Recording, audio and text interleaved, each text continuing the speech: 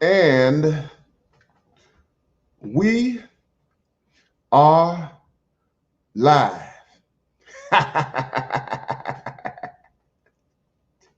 The man professor is in the house. What's going on? What's going on? What's going on? I am BMI 3000 reloaded. I am in the house again. What's going on, brothers? Good to see you, man. What's happening? What's happening? What's happening? What's going on? What's going on, AB Media? What's going on? What's going on, man? Good to see you. Good to see you. Glad that you're here. Glad that you're here. This is another BMI 3000 reloaded broadcast. Herb Saint, what's happening, man? What's happening, man? What's happening? What's happening? What's happening? We up in here. We are up in here. It is Thursday night, brothers. Y'all see what time it is? It's Thursday night, man. It's Thursday night live. I want you to put one in the chat to let me know that you can hear me loud and clear, man. Just go ahead and put that one in the chat. One in the chat to let me know that you can hear me loud and clear. I am the Mad Professor, and this is a BMI Reloaded 3000 broadcast. What's up? What's up? What's up? I see you. I see you, Dave the man. Good to see you, man. Glad you're here. Glad you're here. Good to see you. Yeah, Miguel Oates. Good to see you, man. Glad that you're here. I'm glad that you're here, man. Brothers, we're going to have us another chat. We're going to have us another fireside chat.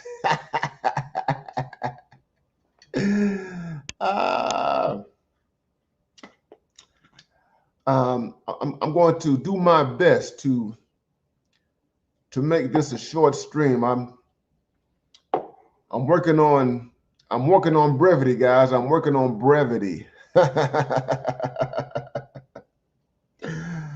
I know that you guys have a lot going on. I know you guys got a lot going on. And I don't want to take up too much of your time. I respect the time of my brothers who are here. And let me tell you guys, let me just say this straight up to all you guys. I appreciate all you brothers who tune in to these broadcasts, all you brothers who are so faithful, who have helped to grow this channel. This is not a big channel. It's not a big channel, not a big channel. It's a small channel. And that's fine. It is fine. It is fine. It is fine. What I do, brothers, is about impact. It's about impact. What's up? What's up? What's up? What's up? What's up? Jetland Group, man. Good to see you, man. Good to see you, my brother. Good to see you, man. You guys see the thumbnail, man. Y'all see the thumbnail? Will Tory Lanez go home? That's what we're going to talk about tonight. Will Tory Lanez go home? Is he going to go home? Is he going to go home? We're going to talk about that. And I want to give you guys some food for thought. I want to give you guys some food for thought. As we think about this, man. What's going on, man? Good to see you, my brother. Yes, sir, man. Thank you, Jetland Group, man. Appreciate you, man. Appreciate you. What's going on, Mr. Z? Mr. Z is in the house. Mr. Z, the autodidact. If you guys are not familiar with Mr. Z's podcast, broadcast, y'all need to go ahead and And go ahead and subscribe to Mr. Z, my man, my Miami kindred. Little Haiti. Little Haiti. Mr. Z said, I knew something wasn't right. Yeah, I think we all did. That's at least 4 times. Yeah, the Black Manosphere says something ain't right. The Black Manosphere is hardly wrong. We are hardly wrong, man. The world is just catching up to the Black Manosphere. It's just catching up to the Black Manosphere and the Black Manosphere's wisdom. It's just catching up. Man, we have been ahead of the curve for a long time. A long time. Yeah. We are talking about advanced thinking on the part of Black American men and just Black men writ large, Black men who are in America. Let me just say this. Black men in America, doggone it. That's what I'm saying. Black men in America. And you can be a Black man in America, and you can be an African American. You can be a Black man who has Caribbean roots. You can be a Black man who has African roots. You can be a Black man who has South American roots.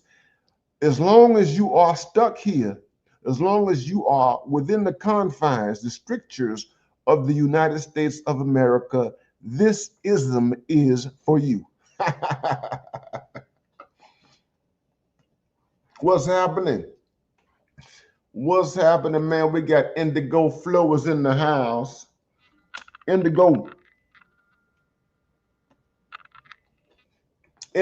Flowers in the house. Y'all know I got my little cigar, man. I had to go back to the old style, man. Indigo Flow is in the house. What's going on? What's going on? What's going on, man?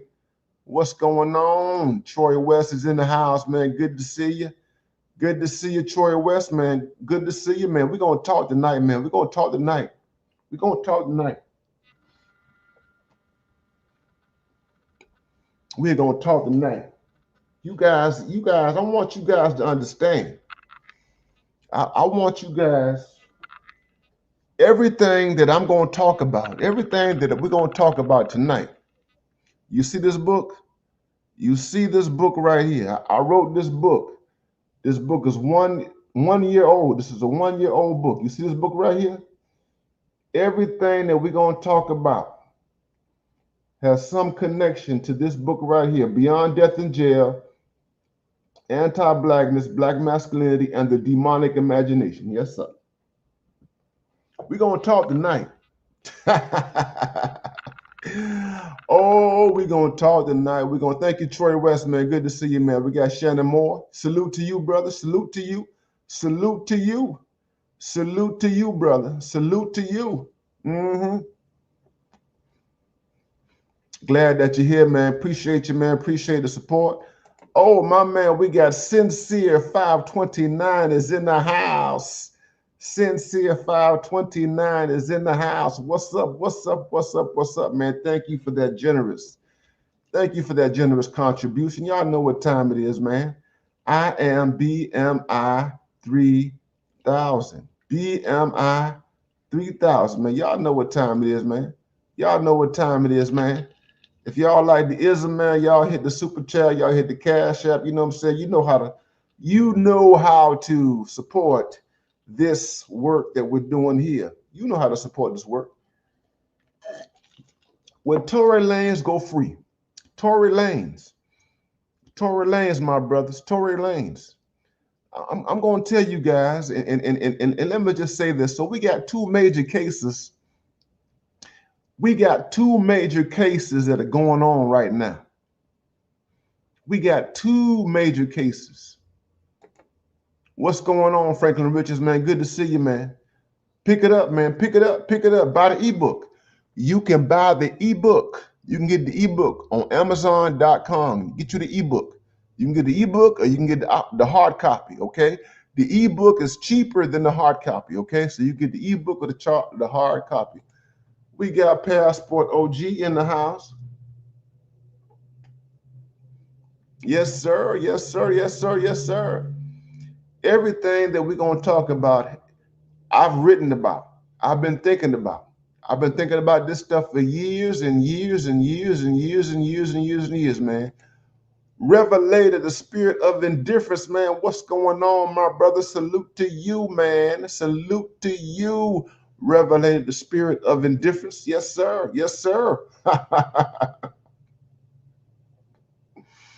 And I want to thank you, my brother Revelated. I want to thank you for the contributions that you have made to this work and what have you. You understand? I want to thank you. We had a slight slip up, Revelated. We had a slight slip up the other night. Don't worry about that. There was a slight slip up the other night with the Cash App. Don't worry about that. But look here, man. We got Jamal around the world. What's going on, man? We in the house, man. We in the house. We talking about Tory Lanez. Yeah, we gonna talk about jail. We talking about death. We talking about social death. We talking about prison, man. We talking about all these things tonight. That's what we gonna talk about. Yeah, we gonna talk about that, man. Oh yeah. We got two major cases going on. Two major cases, and everybody knows that the premier case, Jamal around the world. Thank you for that, man. We got BMO is in the house, man. Black man's option is in the place. The black man's option is in the place, man. What's going on? What's going on? What's going on? Good to see you, man. I got my man Andrew Green. Andrew Green, man. Thank you, man, for that support, man. We appreciate you, brother. I appreciate you, man. I appreciate you, man. I appreciate you. Gonna talk tonight, bro.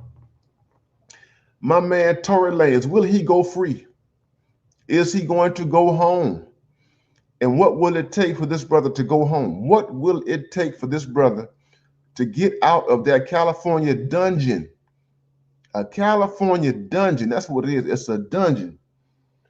A dungeon, a place where no black man in particular, and no man, especially no man who has been falsely convicted of a crime, needs to be.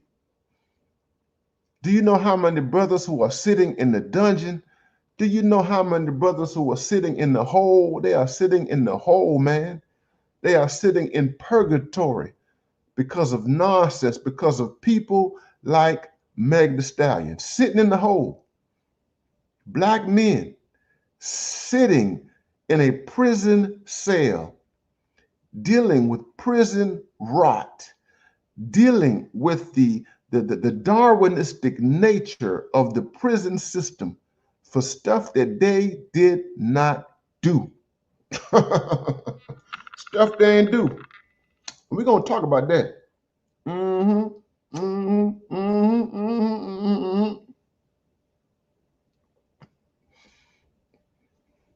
What's happening, man? What's happening, man? We got my man James S in the house. James S. Good to see you, man. Dungeons and Dragons. Thank you, man. Detroit 313 is in the house. 313 is in the house, man. We appreciate you, man. We appreciate you, man. Oh, absolutely, absolutely, absolutely, man. We are live and we are here today, man. Absolutely, absolutely. Talking about Tory Lanez. Tory Lanez, man. And the law. Here's what I want you to do. Here's the thing about black men. Here's what I want to say. And let me get this out up front. That black men, I don't have to tell you this, but I'm gonna put this to you, black men, in formal terms. We are dealing with lawfare. That is lawfare. You know, Donald Trump is the president of the United States of America. And Donald Trump is someone who has been the subject of lawfare. That is that you've had people who, because they are threatened by this person and his power and his charisma and his influence on millions and millions of people, they will do anything within their reach, anything within their power to diffuse, to eliminate, to exterminate, to get rid of the gravity, the impact of this individual, And Donald Trump is not like the rest of us. Trump is not like the rest of us, brothers. Thank you, Detroit 313. Appreciate you, man. Donald Trump is not like the rest of us. Donald Trump is a billionaire. Donald Trump is able to send forth high-powered legal teams, okay? Attorneys that get paid thousands of dollars by the hour in order to defend and to protect him. That's what Trump was able to do. Trump was able to do that. And he did that. And he did that so effectively that now he is the 47th president of the United States. Okay?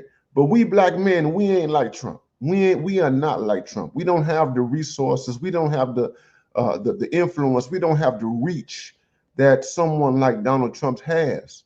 But here's the thing. We have gone through the stuff. We have gone through, we experience the same type of lawfare every day, okay? And much of it is outside of the media. We deal with this stuff every day. And this stuff, it works to put us in a pit, a hole, what people call jails, what people call detention centers, what people call prisons. That's what they do. Jails, detention centers, and prisons. Okay? And I'm going to talk about this particular case right here. Now, we're dealing with this stuff. There's Diddy. I want to say just a few things. There's Diddy. Thank you, Detroit 313, man. Appreciate you, man. Appreciate you, my brother. Appreciate you, my brother. You've got Sean Combs, who is going through a trial right now. And you all are getting the reporting. You all are getting, all of us, not just you all, but all of us are getting the details, the intricate and the salacious details of his relationships, of the people who have been used, who have been weaponized against him to have him stand in a federal court dealing with a RICO charge, racketeering.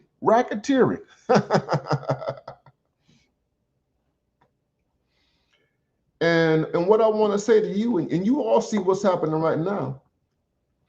You all see what's happening right now. There's this thing that black men have dealt with, and it's called prosecutorial misconduct. That's what it is. It's called prosecutorial misconduct. And what is prosecutorial misconduct? That is when prosecutors, that is when a district attorney or a state attorney, a district attorney of a particular district within the state, or a state attorney, the person who is the top dog prosecutor within the state, when these people, they use malicious means, they go beyond due process. They go beyond fairness to impose charges. They go above and beyond to the point of misconduct in their efforts to incarcerate a black man. That's what they do. It's prosecutorial misconduct. Ghetto user, man. Thank you for that, man. Ghetto user. Thank you for that, man. Get on in, man. Yeah, I appreciate you, man. I appreciate you, ghetto user. Yeah, I'm gonna get rolling. We're gonna get this thing. We're gonna get this thing going. I'm not gonna waste a whole lot of time, brothers. Thank you, OG. Where's Passport OG, man? Thank you, Passport OG. Thank you for the generous contribution. We are doing it. We are making this happen. Prosecutorial. This is prosecutorial. Yes. Thank you for the cigar. Thank you for the cigar. The cigar tax.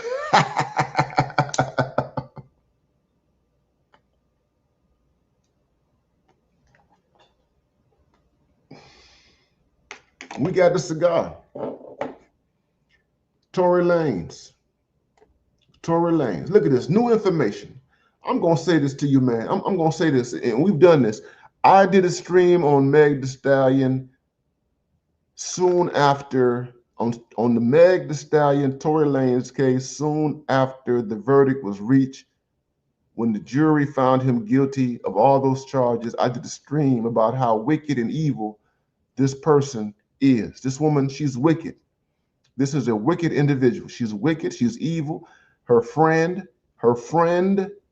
if it is true, if the new information that we have received vis-a-vis social media is true, this person, Kelsey, her friend, is also wicked. We are dealing with people who are wicked and evil. Wicked and evil people. Wicked and evil people who would lie in a court of law, who would work in conjunction with a zealous, an overzealous prosecutor in sending a man, a black man in particular, to prison.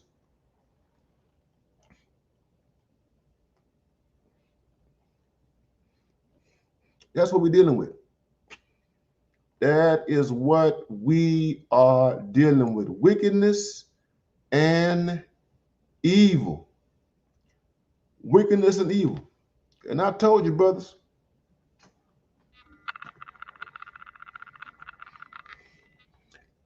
I call it the demonic. It's demonic. What these people do to black men in the criminal justice system is demonic. It is demonic. It is nothing but evil. It is prosecutorial evil. That's what it is. It's evil. It's evil.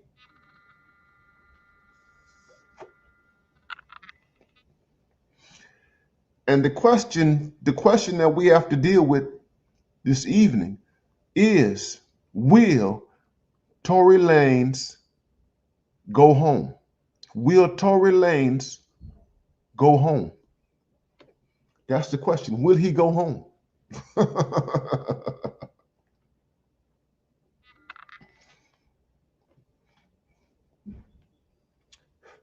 Now let me say something about my book. I'm gonna say this about my book. I have a chapter in my book. Beyond Death in Jail.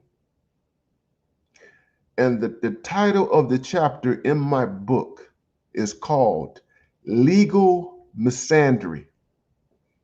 The chapter in my book is called Legal Misandry. I want y'all to write that down, and y'all note that it is called Legal Misandry. It's Legal Misandry, colon, the prosecutor who is afraid of black men. The prosecutor, Legal Misandry, the prosecutor who is afraid of black men. Legal misandry. That is that these people can use criminal law, but it's not just criminal law. They use criminal law. And some, as we see right now, are also using civil law to punish black men.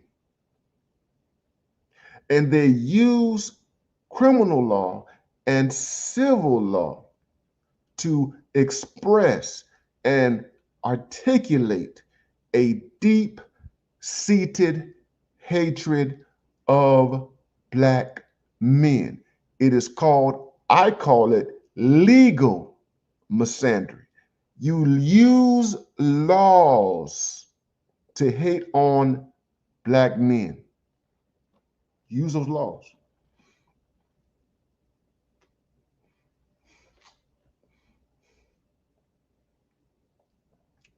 And legal misandry is most pernicious Legal misandry is most lethal when a criminal prosecutor seeks to incarcerate a black man for a alleged or perceived crime that this black man has done to a woman in particular, some type of hurt, some type of harm, some type of danger.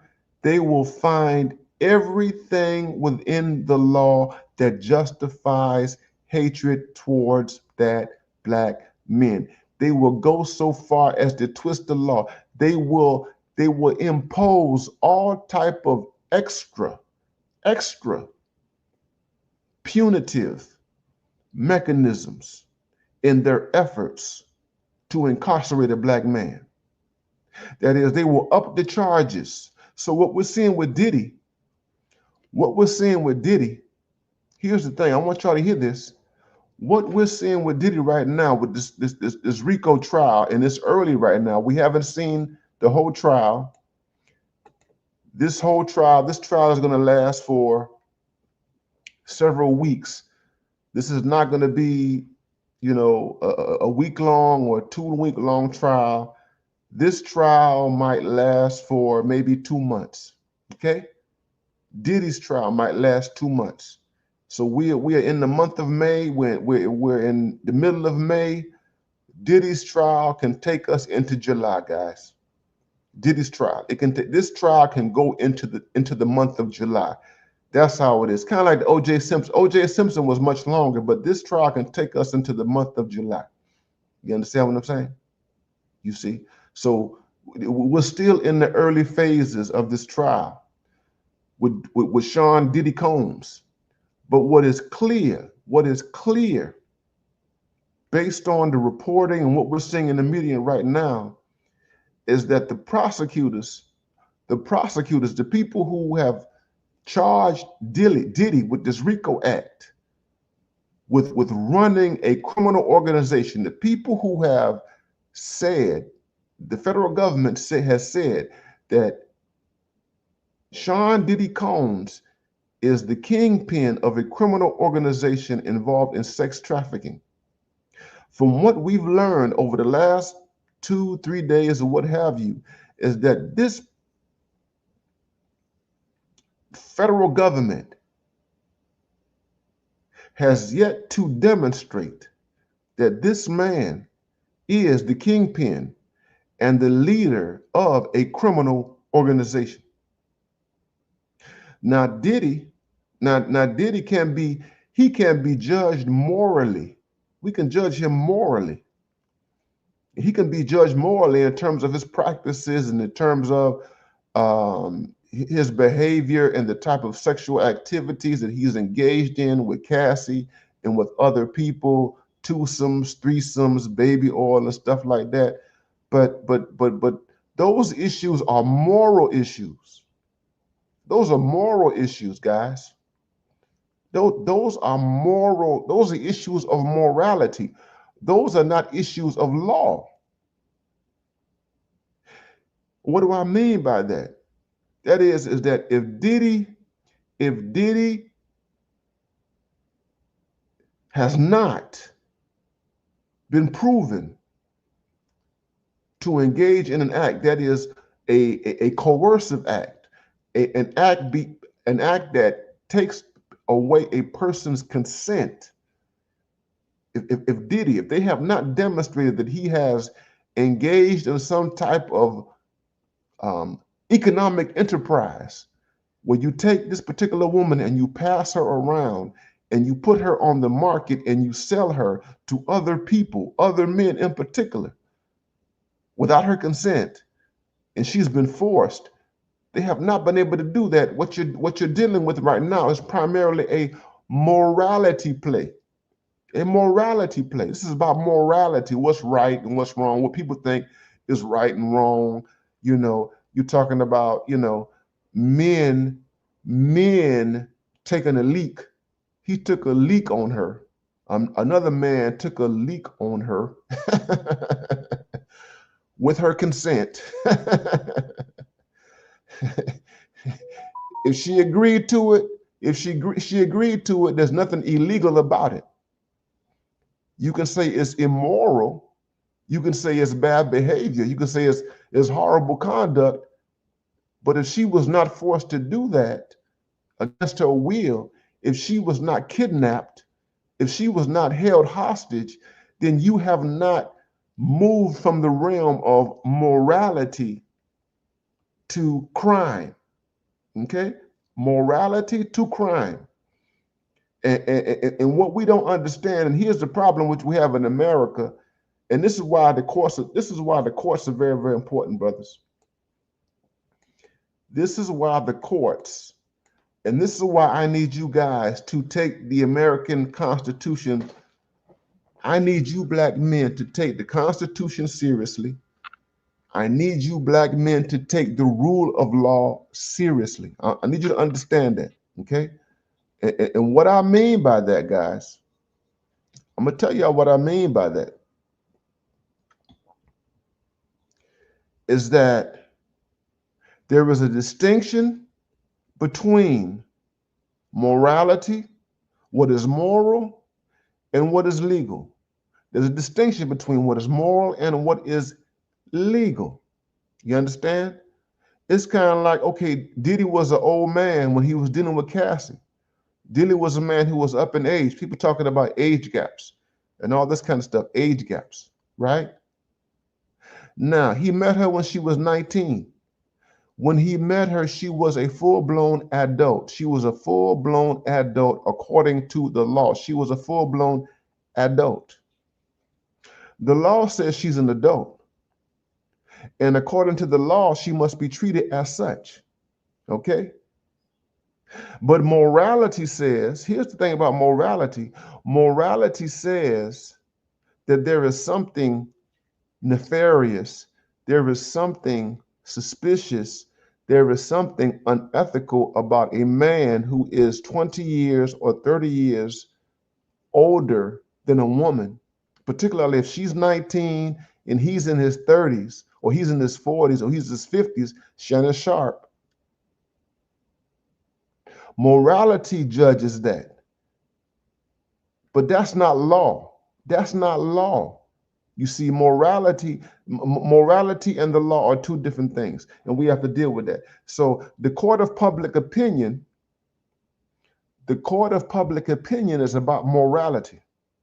All these people who have over the last year or so who have called for Diddy to be executed and to hang him out to dry and all that kind of stuff, that's the court of public opinion. Media is the court of public opinion. This situation with Tory Lanez that we've seen, and we knew this, and this is what the argument is being made here, that Tory Lanez has been subject to the court of public opinion. And that what happens is that the legal system, here's the thing, the legal system in the state of California allowed itself to be influenced more by public opinion than by the letter of the law. More so. Public opinion versus the letter of the law. And this is how they get us. It's like Emmett Till. The lynching of Emmett Till. The lynching of Emmett Till was about public opinion. It was about public opinion. Emmett Till, 1955, he goes down into Mississippi and he flirts with a woman, and his flirting with a woman eventually gets him killed. He was killed by a mob, and they took that case to court, and the court failed.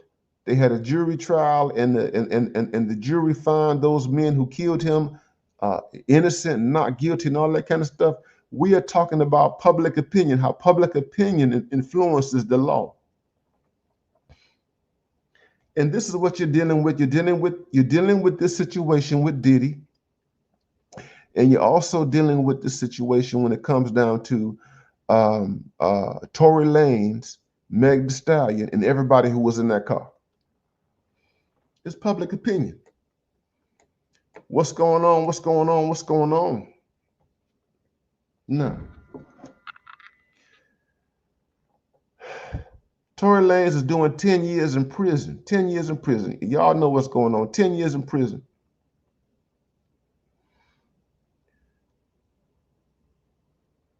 His lawyers, in addition to legal advocates, so you have people who are involved in dealing with men and women, but mostly men who have been wrongfully convicted. Okay? And they've taken up this court, they've taken up Tory Lanez's cause. Y'all got to excuse me. I got my phone was ringing. I got to ignore. I can't reach my phone right now.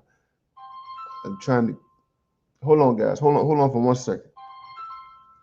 Hold on for a second. I can't answer my phone. This person. I wish this person would just stop calling. Okay. So what I was saying before. Here's what I was saying before. What I was trying to get at before I was disturbed by this phone in the background. I came running my phone and what have you. Okay. You have groups like the Sentencing Project. The Sentencing Project was started in 1989. And the Sentencing Project for almost 40 years now has been involved in cases, criminal cases, where men and women, but mostly men, were falsely accused of crimes, okay? And there was prosecutorial misconduct, there was evidence tampering, there was nefarious actions on the part of police officers in conjunction with prosecutors in their efforts to put a man in jail.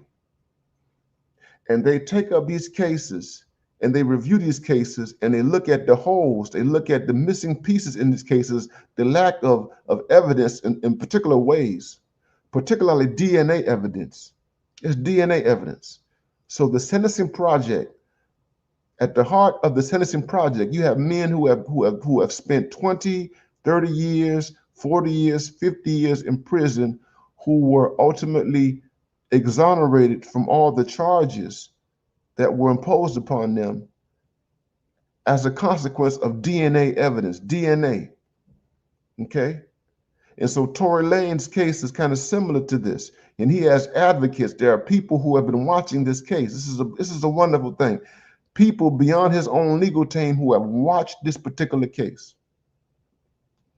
And they saw evidence of prosecutorial misconduct. That's what happened. So here's the thing. Let's just jump right into it, brothers. We're gonna jump right into this. So Tory Lanez, you all know that Tory Lanez is in the hospital right now. He's in the hospital. He's in the hospital. He's recovering. According to media reports, he was stabbed 14 times in prison. There was a Mexican person, a gang member, a man doing life in prison who tried to kill him. Okay, take him out. And according to the media reports, this event, this attempted murder on Tory Lanez's life happened. It happened. Okay, after there was exposure. And here's the thing that you think about. After there was a leak, there was a report, the New York Post, after the New York Post and their reporters, there's a brother, his name is Giancarlo Caldwell. Gianno Caldwell. Gianno Caldwell writes for the New York Post. He's a black man. He happens to be a conservative black man. Gianno Caldwell happens to be a conservative black man. There's a conservative black man named Gianno Caldwell. He is a Republican. I want y'all to pay attention to this. He is a Republican, and he was writing on this case, and his editors were investigating this case. and they were investigating the case because they saw some holes there.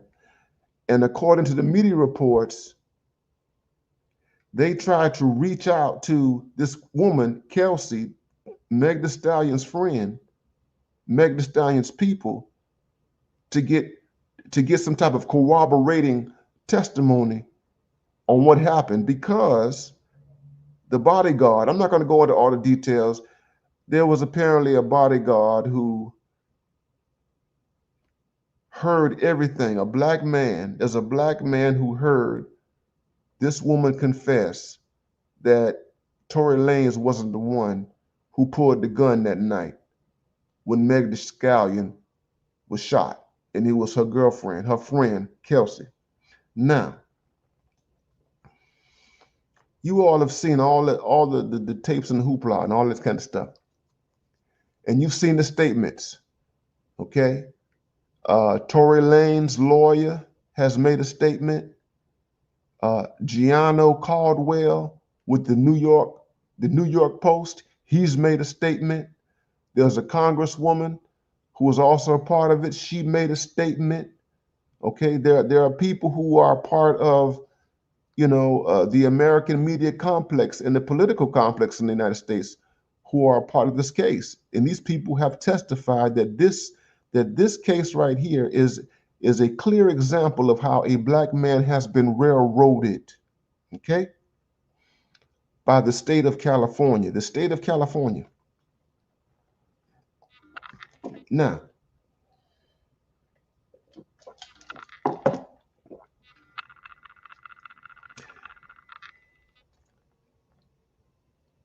the lawyers of Tory Lanez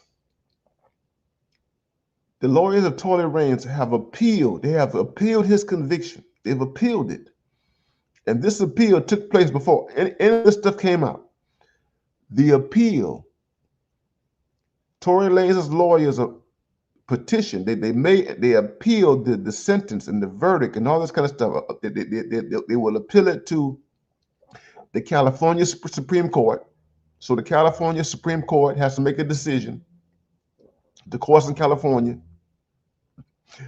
And it might be, if they have some troubles with the California appellate court, they might have to appeal it. They might have to make an appeal all the way to the United States Supreme Court.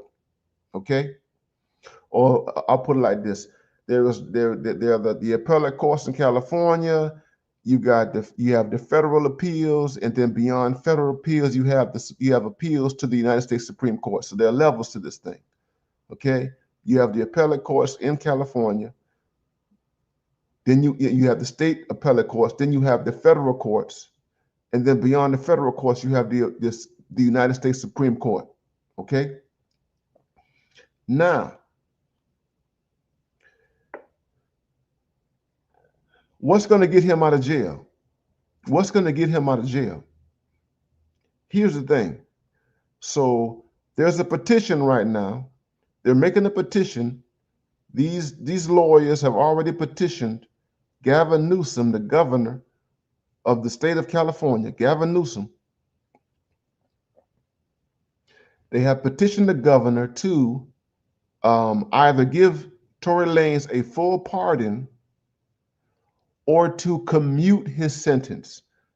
That is, to let him go free, just give him a pardon, or that they would modify his sentence. That is that they can modify him. He's doing 10 years. The governor, he can commute the sentence. He can reduce his sentence to probation.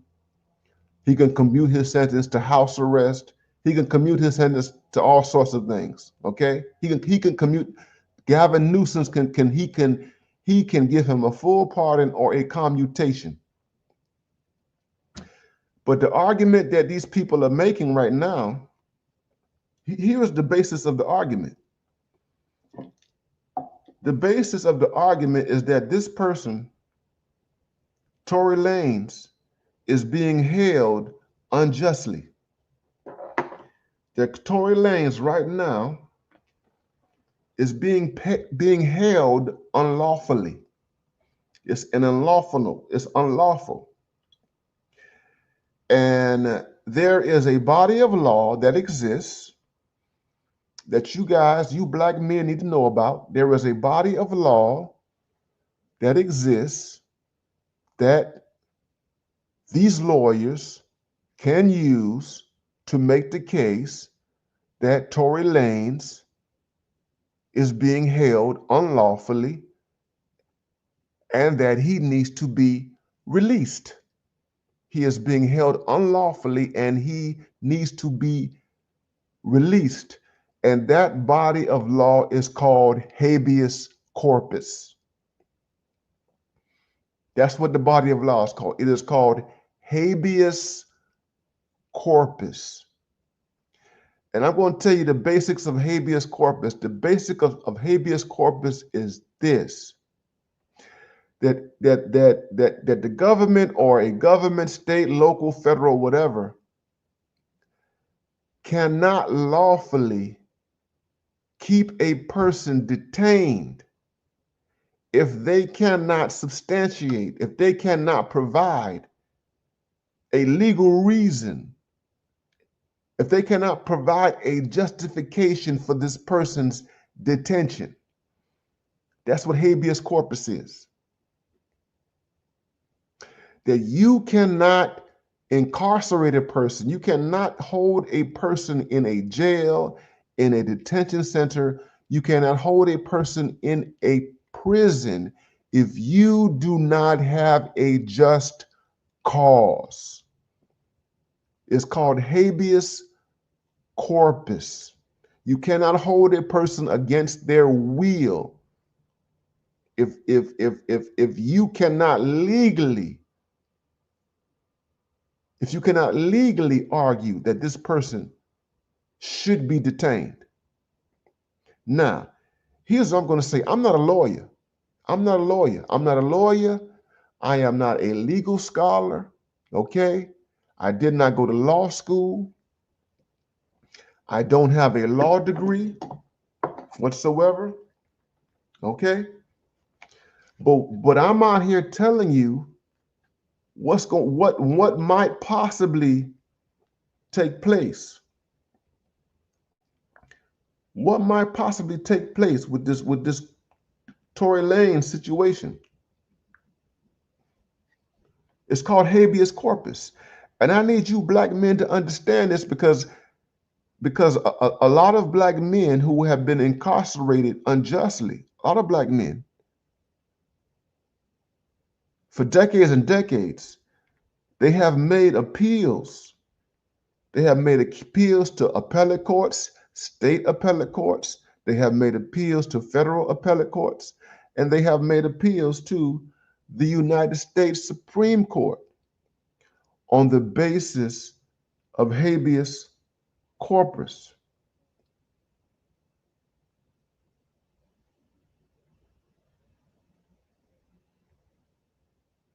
Now, I'm going to say some stuff here. Y'all hit the like, y'all hit the like, y'all hit the like. Hit the like button. Y'all hit the like button. Y'all like, y'all subscribe. Like and subscribe.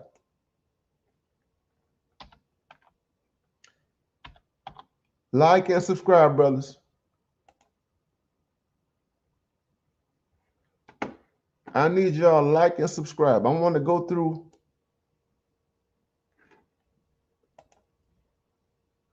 I want to show y'all what habeas corpus. I want to show you brothers what habeas corpus is all about.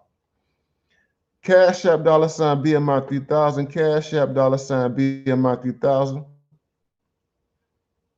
Cash App $ BMI 3000. Now, I want to show y'all something.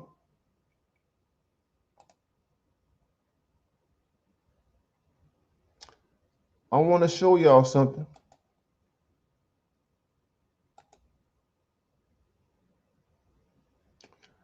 Do y'all see this? If you can see it, do y'all see it? This is from Britannica. If y'all can see it, put 2 in the chat. If y'all can see it, put 2 in the chat.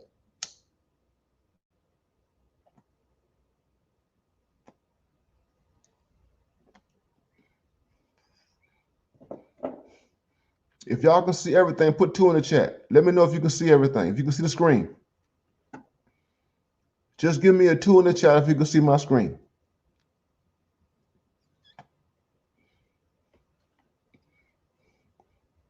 Thank you, Stefan. Thank you, Stefan. It's called Habeas Corpus.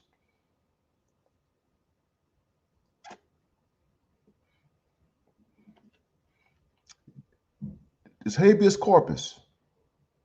I'm going to walk through this right here briefly in terms of the definition of habeas corpus. And I'm going to walk through this briefly. It says habeas corpus is an ancient common written law issued by a court or judge directing one who holds, I want you to look at this, directing one who holds another in custody to produce the person before the court for some specified purpose.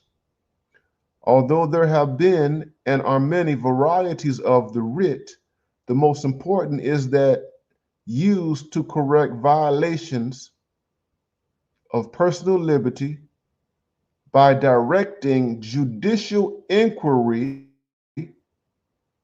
into the legality of detention. I'm going to go back here this again. Habeas corpus is an ancient common law issued by a court or judge directing one who holds another in custody to produce the person before the court for some specified purpose.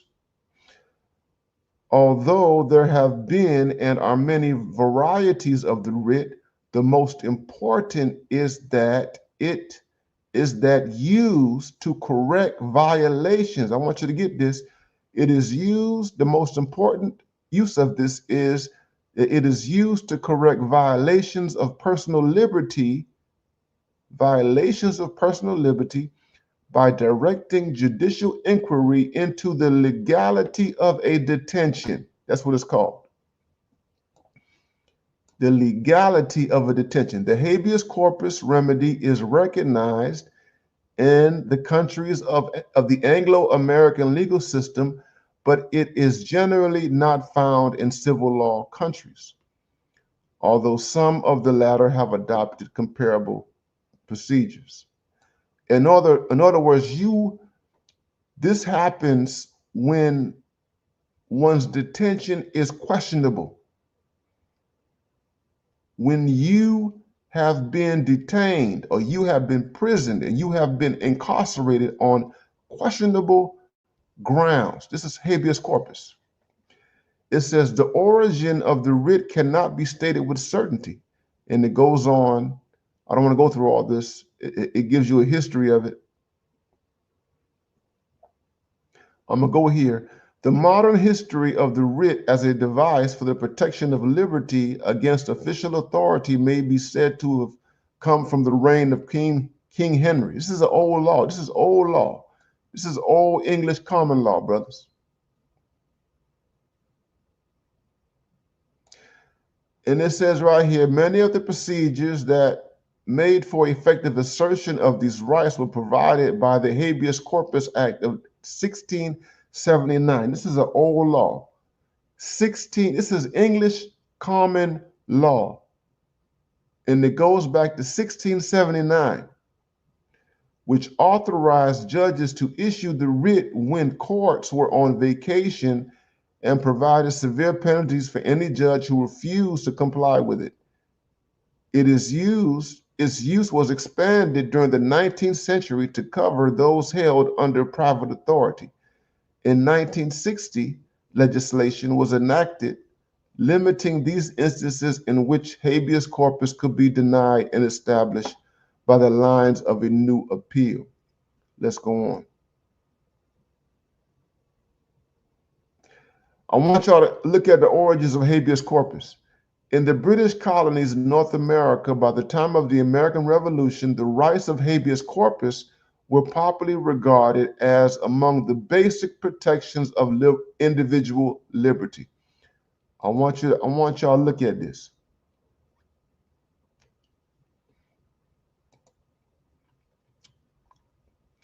In the British colonies of North America, the rights of habeas corpus were properly regarded as among the basic protections of individual liberty.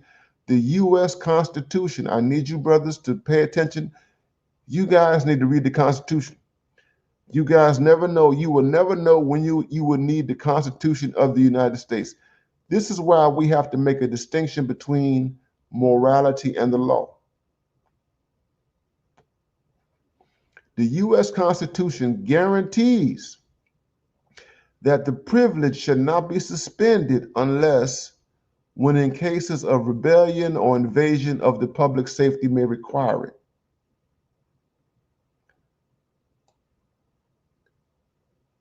This has to do with revolution. In England, this has to do with revolution. In England, such suspension had occurred during the wars with France and at the time of the French Revolution. And it goes on. There's a whole long history here. I'm not going to go into this. Now here's what I want y'all to look at right here. Habeas corpus. It's habeas corpus. It's habeas corpus, guys. Okay? Now, it says here, the modern uses of habeas corpus in the U.S. are quite varied. In the mid-20th century, the United States Supreme Court expansive interpretation of the constitutional rights of those accused of crime, look at this, led to the filing of many habeas corpus petitions by prisoners. Look at this. Challenging their convictions. You see this? Let me go back here. The modern uses of habeas corpus in the U.S. were varied. In the mid-20th century, I want y'all to get this, the U.S. Supreme Court's expansive interpretation of the constitutional rights of those accused of crime led to the filing of many habeas corpus petitions by prisoners challenging their convictions. This is what Tory Lanez has to do.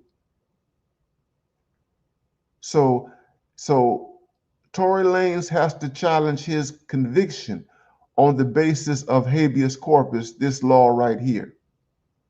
Basically, you're challenging what is understood as an unjust conviction right here.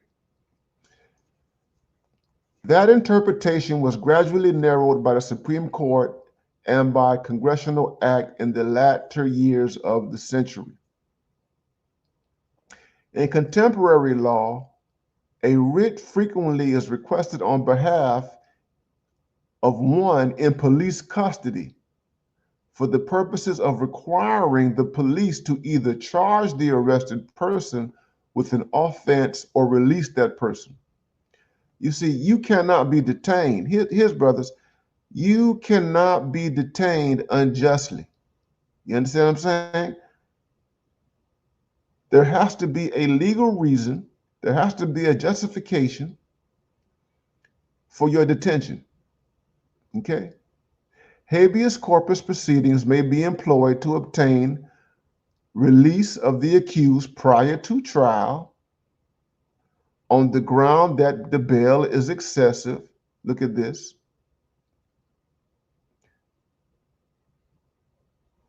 We're talking about pretrial.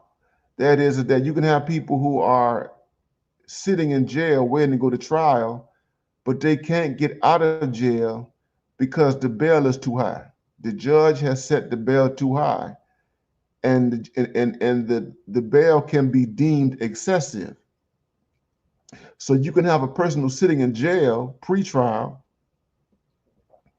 who has a steep bail, and you can petition, you can make a habeas corpus petition on behalf of this person and argue that this person should not be subject to detention because the bail is excessive. So it says in contemporary law, You can do this.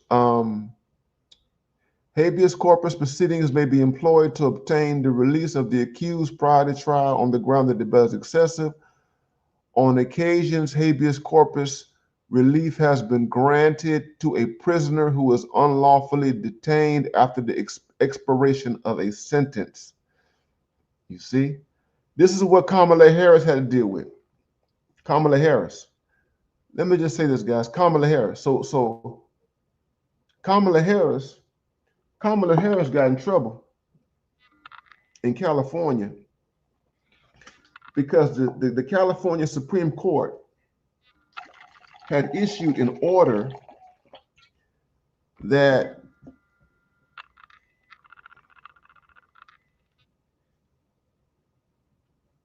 the number of people incarcerated in the California prison systems were to be reduced, and that they had to release prisoners.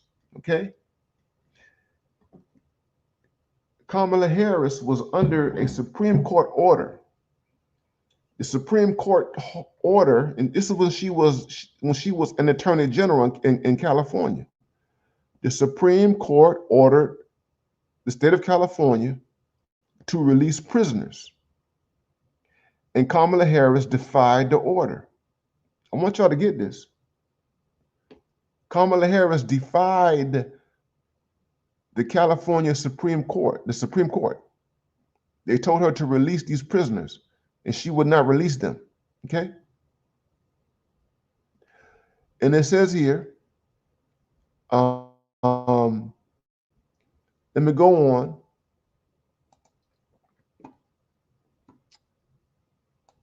So it goes on, it says, on occasion, habeas corpus release has been granted to a prisoner unlawfully detained after the expiration of a sentence.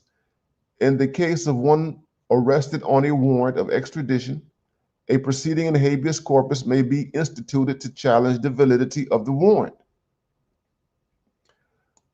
The writ may also be employed in a variety of situations not involving criminal proceedings. Thus, competing claims to the custody of a minor may be adjudicated in habeas corpus.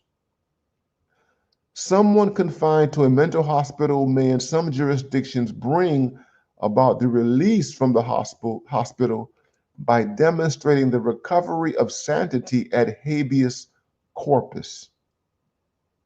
In other words, you have to release somebody who has been confined or detained in the mental facility after it has been deemed that this person is unfit to be in this facility. In 2004, the court held in Razu versus Bush that habeas corpus is available to an alien held by the military as an enemy combatant in a territory outside the U.S., but under its control. And I'm not going to go on with this. And I'm going to say this. One of the issues right now, thank you, Electrician 480. Thank you for that, man. We appreciate you, man. Y'all get the likes up, man. Get the likes up. Get the likes up. Get the likes up. Get the likes up. Cash App $BMI 3000. Cash App $BMI 3000. Cash App $BMI 3000. So one of the issues, I don't want to get too deep into this. I don't want to get too deep into this. So y'all know we're dealing with this stuff with immigration. And you have this case with this immigrant, right? From Salvador, okay, El Salvador and what have you. All right. And the legal questions around this person have to do with detention, on whether this person should be detained. Okay. All right. Those are some of the legal issues right there. And is this person's detention justified? Is it warranted? That sort of thing. All right. And so some of the arguments that have been made on the liberal side has to do with, some of this stuff. Well, not the liberal side, but it's very, very complicated. This is a very complicated area of law. But there's a question of detention, and what do you do with a person in detention? Okay, and like I said, I'm not gonna get deep into it because I'm not an immigration lawyer person or anything like that. All I'm trying to say right now, guys, is that these questions about whether a person is being detained unlawfully, okay, or lawfully, has something to do with this stuff about habeas corpus, okay?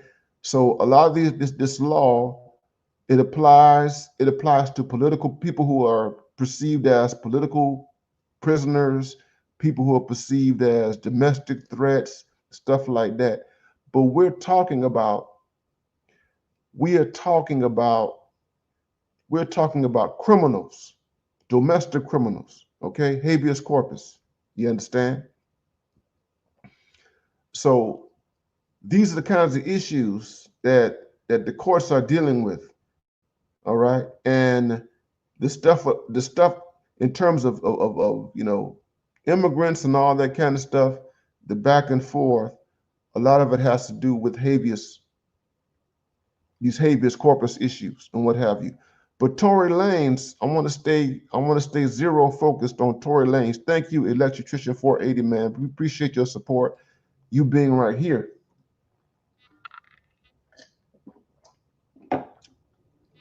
The question becomes,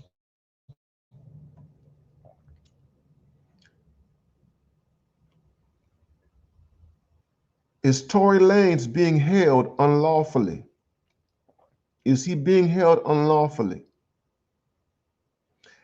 And his lawyers are going to have to now argue and based on new evidence, based on the testimony of a witness, someone who overheard the person who is alleged to be the individual who actually shot Tory Lanez. That is Meg Thee Stallion's friend. She's the one, according to this bodyguard. The bodyguard says that he overheard this woman having a conversation with her husband. And this woman said that she was the one who shot Meg Thee Stallion. Okay? And none of this evidence was a part of his trial. That wasn't a part of the trial. According to these media reports, not only was that not a part of the trial, but there was a prosecutorial misconduct in terms of the collection of DNA evidence. Okay, that is, you had a gun, there was a gun there, and there were DNA samples that were taken, and DNA samples were not taken from every person who was in that car. On top of that, that the prosecutor, according to these reports, again, these are based on published reports. Okay, right now we're dealing with just reporting and what has been said. We're not dealing with anything that's concrete. But this individual was given immunity. She was given immunity. She was able to use the Fifth Amendment of the Constitution, so that she would not have to incriminate herself. The Fifth Amendment, and the question about this woman and her use of the Fifth Amendment. Why is it, if this person was not culpable, in other words, if she was not guilty, if she was not a party that who was a possible suspect, a possible perpetrator of the crime, then why would she appeal to the Fifth Amendment of the Constitution? Why would she do that? Why would prosecutors grant her immunity if she had nothing to do with this shooting? You understand? So there's a question of evidence. There's a question of evidence. So there are many problems with this case. There are many problems with this case. Thank you, Electrician 480. There are many problems with this case. I'm doing my best, OG. I'm doing my best, OG. I'm doing my best, OG. But the point is habeas corpus. I want y'all to remember this term, habeas corpus. And when you get a chance, I want you to go to Google, go to ChatGPT. I want you all to look at habeas corpus. This is what he's dealing with right here. Is Tory Lanez being unlawfully detained? That's the question. And here's the thing, if it can be established that Tory Lanez is being unlawfully detained, that means that he has to be released. He has to be released from prison. If it can be established that there was prosecutorial misconduct which led to his unlawful detainment, that means that he would have to be exonerated by the state of California. Okay? He would have to be exonerated. That is that the conviction would have to be completely removed. You understand? And that opens up a whole world of other things in terms of lawsuits and everything like that. This is what they're going to have to do. And this is what is happening now with the appellate courts, the appellate process right now. Now, these people, his lawyers and the team and the criminal justice reform advocates who have attached themselves to this case, okay, they have to demonstrate that this is what happened, that this is a case of prosecutorial misconduct, and this is a case of prosecutorial overreach.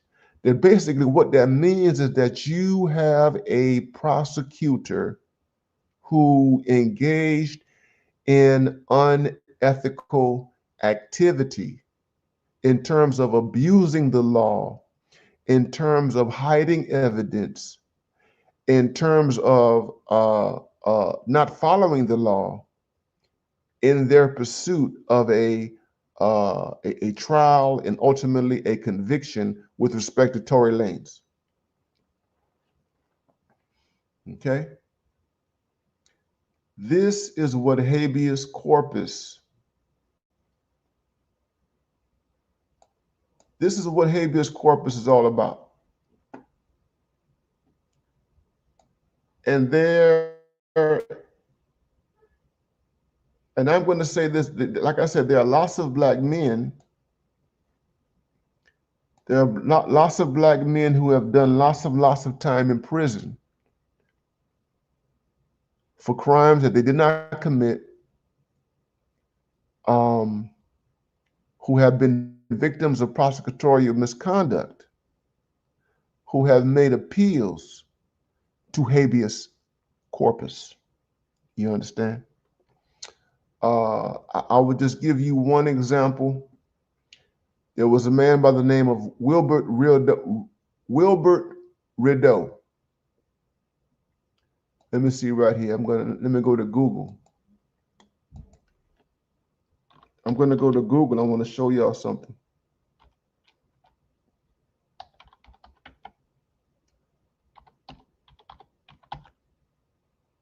I'm going to show y'all something. Rideau. I'm going to show y'all something. Y'all hold on.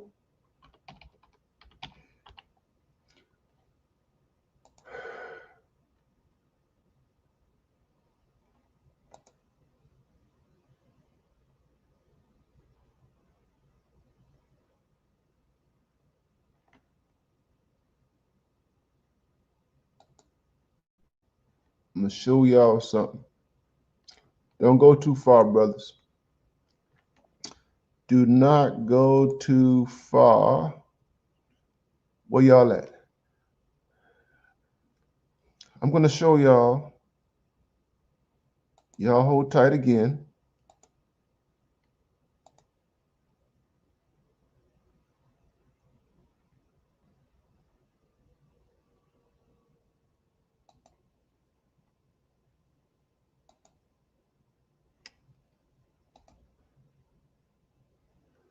I want y'all to show you a man right here. This is Robert Woodfox. This is Robert Woodfox. And Robert Woodfox spent 40 years in solitary confinement in the Louisiana State Penitentiary, also known as Angola. He spent 40 years in solitary confinement. This man right here.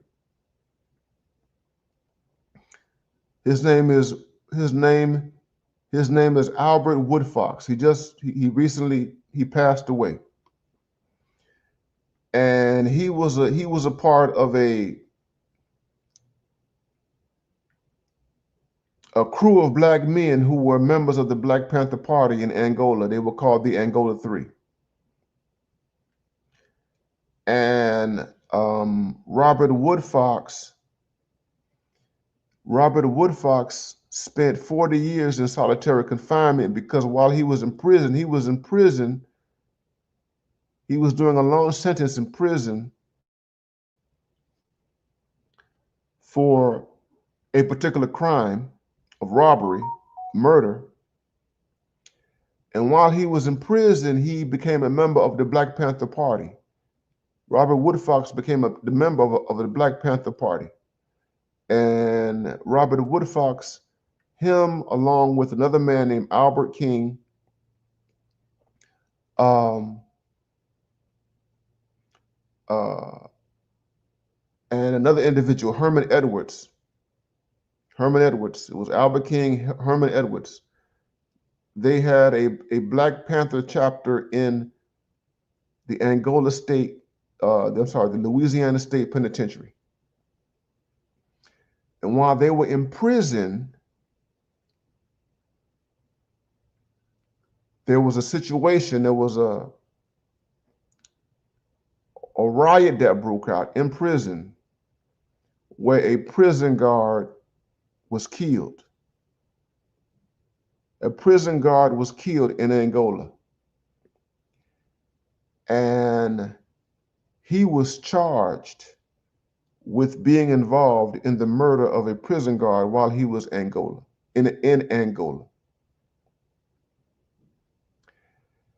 And he was sentenced. He was given a longer sentence, and he was sent to solitary confinement. Now, Robert Woodfox and his co-defendants claimed that they had nothing to do with the murder of this prison guard. They had nothing to do with that. But the state at a particular time, they charged him with the crime. To make a long story short, he argued that he was wrongfully convicted for this particular crime. And he spent decades and decades and decades and decades and decades in prison, claiming that he had nothing to do with the murder of a prison guard in Angola. And towards the end of his time in prison, his lawyers had made the case that he was being unlawfully detained. They were trying to get him out of prison after spending 40 years in prison.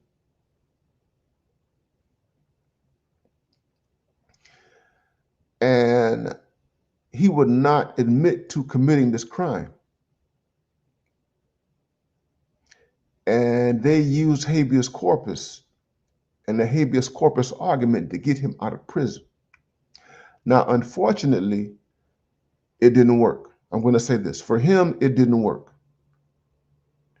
He was able to get out of prison.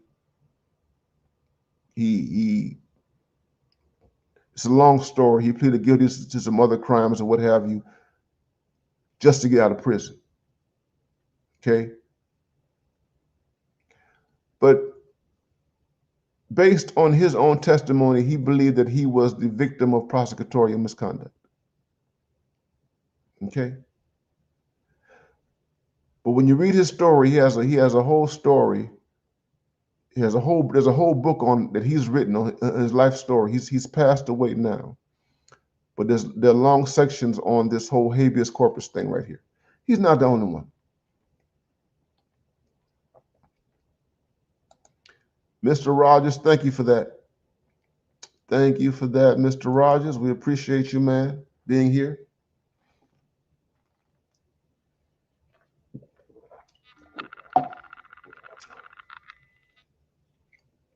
So when it comes down to it, brothers, it comes down to the letter of the law. What does the law say? It comes down to evidence. It comes down to the facts of the case. The facts of the case. And what Tory Lanez's defense is saying is that the facts don't line up, that there were many omissions, there were many errors, there are many problems that were part of the case, which resulted in his conviction. And they're saying that this is a wrongful conviction. That's what they're saying. This is a wrongful conviction. Thank you, Mr. Rogers. Thank you, Mr. Rogers, for that. Thank you. Mr. Rogers says overall 100% on my class this semester. I'm working on my credential. I'm glad, brother. Thank you, my brother. Glad that you're here. Glad that you're here, my brother. We appreciate you, man. Appreciate you.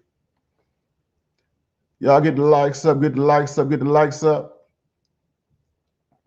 Cash App, $BMI 3000. Cash App. Now, I'm going to say this. Yeah, this is how he's going to go free. If Tory Lanez is able to go home, he will go home in relationship to this habeas corpus law. He will go home. So we have to wait and see what's going to happen with that. Gavin Newsom might, I doubt it, might give him a pardon. I doubt it. He might commute the sentence. I doubt it. We'll have to see what happens. But this is what's there. Now, I'm going to say this.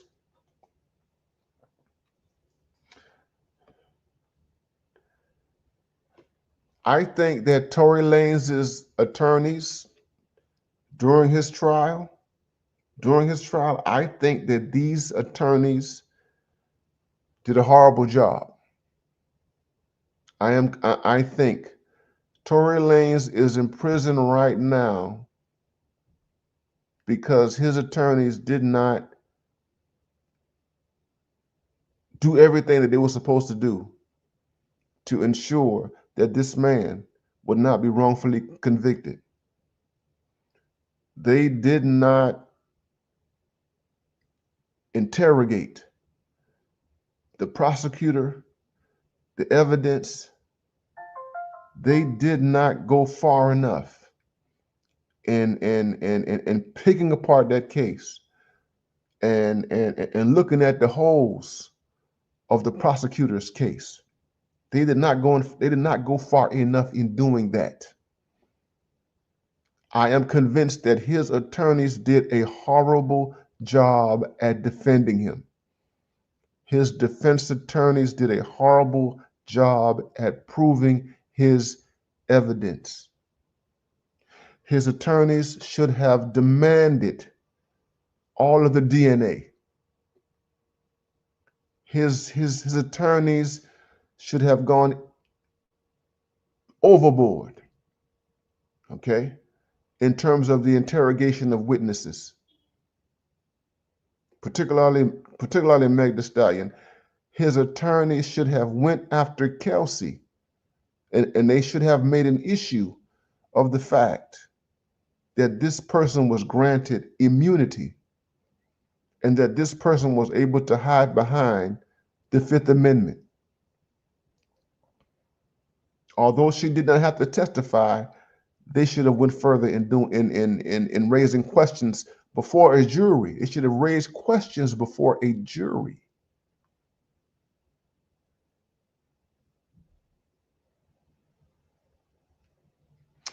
And I'm going to say this, the other problem is that Tory Lanez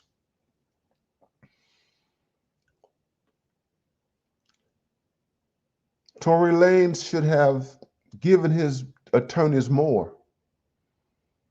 He knew if it is the case that he did not shoot this woman, he had an idea who shot her. He had an idea. If this woman Kelsey shot him, he was aware that this woman, they didn't push this issue. Now,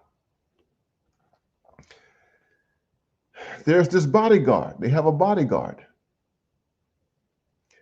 And now what's going to happen, I'm going to see this. The bodyguard who has come out, and apparently this guy is now talking because he has a guilty conscience. That's the whole argument. This guy is talking because he cannot live with the fact that he knows, according to him, that Tory Lanez is not the one who shot Meg Thee Stallion. And he can't live with the fact that he is complicit because he knows this knowledge, that he is complicit in the incarceration, the conviction and the incarceration of a man who should not be in prison. Now, I suspect that all sorts of depositions have been done. I suspect that this guy with his testimony, he's going to be raked across the coals by prosecutors. He's going to be raked, if he hasn't done already, but they're going to rake him across the coals. He's going to have to, this is going to be very interesting in terms of interrogation, because the prosecution is going to attempt to do everything in their power to discredit this man. They're going to do everything in their power to discredit him and to discredit his motives. Why are you coming out? Why are you saying this? They're going to ask all sorts of questions. Is somebody paying you to do this? But blah, blah, blah, blah, blah. Are you being coerced? But blah, blah, blah, blah, blah. That sort of thing.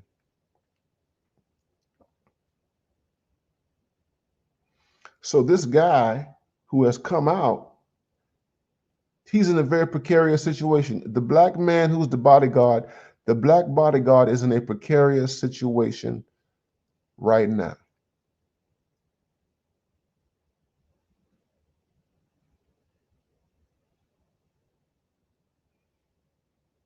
There's no telling what this bodyguard has to contend with in terms of the people on Kelsey's side.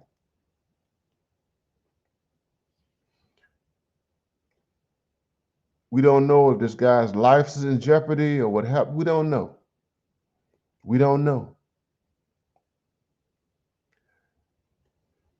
And then there are the other factors. Why is it that Tory Lanez was the object of an attempted murder and all that kind of stuff? I mean, there's so many questions and issues that are going to come out there. I mean, and the public is not going to know everything, but these are very real things that they're going to have to contend with in the court of law.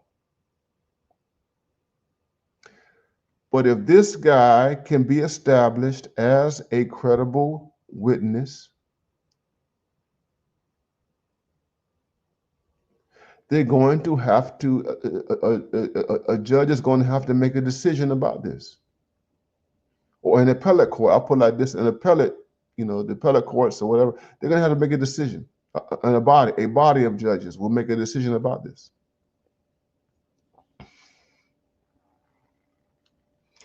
But habeas corpus is the term that you black men need to be familiar with. You black men, here's the point of the stream. You black men need to understand what habeas corpus is. You black men need to understand what your constitutional rights are. Because we're dealing, we are dealing with a situation, my brothers, where these people have no problem with running roughshod over our constitutional rights. This is the thing. The rule of law.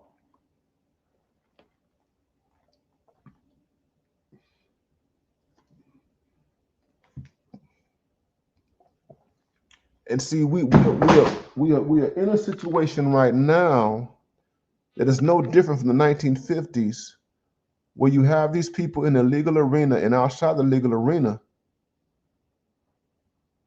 who want to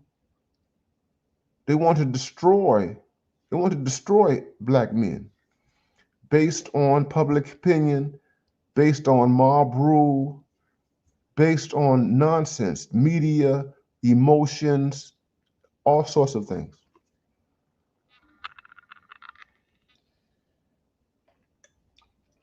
Now, I've been talking for an hour and a half. I've got 71 people in the chat. Y'all hit the likes up, man. Get the likes up. Get the likes up. Get the likes up. Get the likes up. Get the likes up. Get the likes up. Get the likes up. Get the likes up.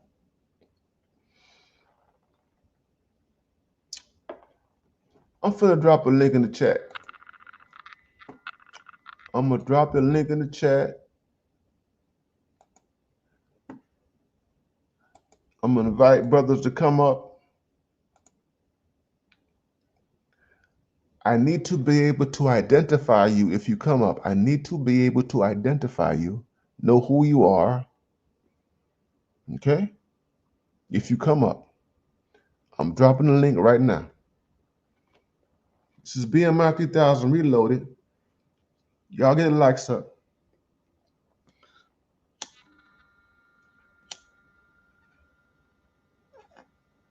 What do you think?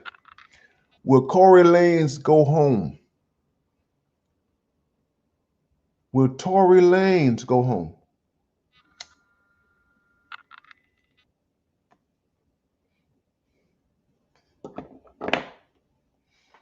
What do you think, brothers? What do y'all think about what's going on?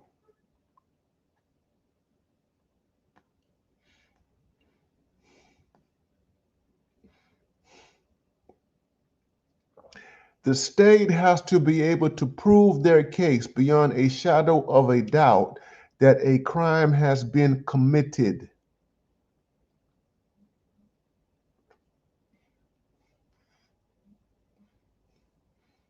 That there has been some violation of the law. The state has to prove that.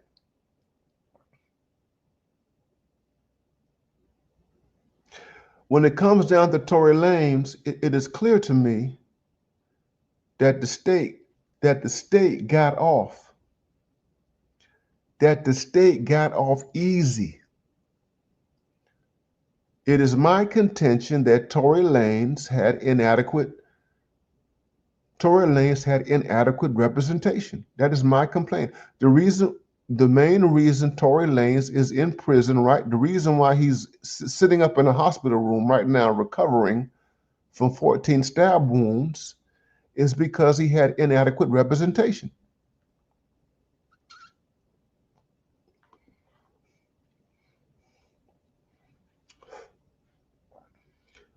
Tory Lanez's lawyers did a horrible job at defending him.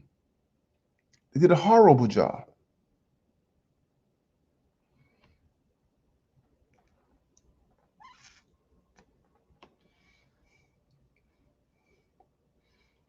Will Tory Lanez go home? And they're going to appeal to habeas corpus. Ab Media, what's going on, man? Good to see you, man. Hey. What's going on, brother? Hey, what's going on, Dr. Neil? It don't look good for Meg. That's that, that's for sure. It doesn't look good for Meg. I'm starting to think. I'm just gonna say the quiet part out loud. I'm starting to think he got shanked because Hmm. this information was about to come out. Hmm. That's And what it it looks like. and it also doesn't help that Meg supporters are celebrating the fact that he got stabbed in prison. Say it That's again. actually it doesn't help that her supporters are celebrating the fact he got stabbed in prison. And believe it or not, that's how I found out about this. I was like, huh? Mm-mm. And I looked it up, and sure enough, And that's what I'm talking about. The mob, the mob, the mob, the mob, the mob. This is what I'm saying is that we have to uphold in this country, and this is what black men, because we have to be this is very careful. And I'm gonna say this. This is and I'm gonna say this. I voted for Trump. I did too. Y'all done heard this me y'all done heard me say this before. I'm gonna say it Mm. again. Because the rule of law, the rule of law, we have to uphold the rule of law. Yes. Okay? And that is that we have this thing called the United States Constitution. The Constitution, how it came to be and all that kind of stuff, the history of it. Yeah, I mean it's imperfect. The Hmm. Constitution is imperfect, but it's all this the Constitution is all you have, brother. if Yep. if some if somebody accuses you of a crime, if somebody wants to take you to civil court or Hmm. whatever, you know what I'm saying? Yeah. If somebody puts your life at jeopardy, where you can lose you can lose money, you can lose your reputation, you can lose your freedom. Okay, the Constitution is the only thing right now that the only thing that you can appeal to, Right. and Very true. we have constitutional principles, okay, that work against the mob. You see what I'm saying? That you can't. Let me tell you something, man. If the United States of America were to allow itself to be governed by emotions Oh dear. and public opinion and passion and all that kind of stuff, brothers, we would be in chaos. Hmm. There would be anarchy. You understand what I'm saying? And so this is why, and lawyers, and that's why lawyers, as imperfect as they are, they're trained in a certain way. You Hmm. understand what I'm saying? In terms of law, because and it goes back. I'm not going to go into detail in terms of the founding of this country and all this kind of stuff. People can say what they want to say about the white men who founded the United States. Okay, the stuff that they were pushing in terms of principles, legal principles, were not wrong. No, they weren't. In terms of having a so-called free society. Okay, there's a reason why you have a First Amendment. There's a reason why you have a Second Amendment. There's a reason why you have provisions for due process. There's a Hmm. reason why you have stipulations about cruel and unusual punishment. You understand what I'm saying? Yep. And so those things matter. If we allow people's emotions to run this country, it would destroy everybody. It would destroy everybody. Yeah. So the mob, you're talking about the mob and the people dancing around and all that kind of stuff. These are people who ain't thinking. Hmm. They're influenced by emotions, Yep. and opinion. It's completely irrational. It's irrational. You cannot have a society that is driven by fanaticism and irrationality and fandom, fanaticism. These people, they're fans and all this kind of stuff, and then they got all this hatred for this man. We don't need that, man. Mr. No, we don't. Rogers, Mr. Rogers, what's going on? Good to see you, bro. You can unmute yourself, my brother. What's up, dog? Good to hear from you, man. Hope all Good, has good, been good. well. All is well, What's man. up, All is well, AB? man. Good to have you, brother. Salute, brother. What's your thoughts, man? Talk to us. Thank you, Doc. And shout out to all the brothers in the Black Manosphere. Yes, sir. Probably got service not too good, so I'll be brief. But now you were saying some solid points. It's crazy because I was just talking to my dad about this yesterday, Uh-huh. and we're out here in LA, and I'm like, wow, like that was just like tragic, basically. And then to find out he probably didn't even do it, you know. I Mm-hmm. remember when the case first happened, and I'm looking at all of Megan Thee Stallion's lawyers Mm-hmm. who were, I told my child, like, they looked like they were in the mob, basically. And I'm like, wow, because she's ruthless. I remember you talked about her before, Doc, how, I did. you're dealing with the devil Yes. in certain parts, with her. It's evil. So You're dealing I'm with the just, embodiment of yeah, Jezebel, really. You're dealing with evil. it's treacherous. And And I we don't guess want to talk about it. Yeah, it's evil. It's evil. and I guess my big takeaway is, to answer your question, I think he Mm-hmm. does actually have a strong chance of getting out, Mm-hmm. because Mm-hmm. although it may be 50-50 dealing with the liberal courts out here, I'll be honest, Mm-hmm. we are pretty liberal no matter what in I know. California and Los I Angeles. know. I know. However, Trump is still the president. Mm-hmm. So Mm-hmm. that opens up a whole wave of argument against people like Megan Thee Stallion and what she represents. So I think you're right. It's going to be interesting to see. Yeah, because what it comes Because like you down said, to. we know what she's about. Go ahead. I'm gonna cut you off. Finish what you're saying. Yeah. No, I was just saying, like you said, we know what she's about. She's honest about it. She ain't shy about in all of her videos and whatnot. Because, and actually, one more point in that I remember there was a potential of another celebrity that was involved with this situation. I think it was Iggy Azalea or something like that. Mm-hmm. Mm-hmm. And I just see, it had a lot to do with the fact this is a young black man. He got money. He has a pathway to success. Not bad background either.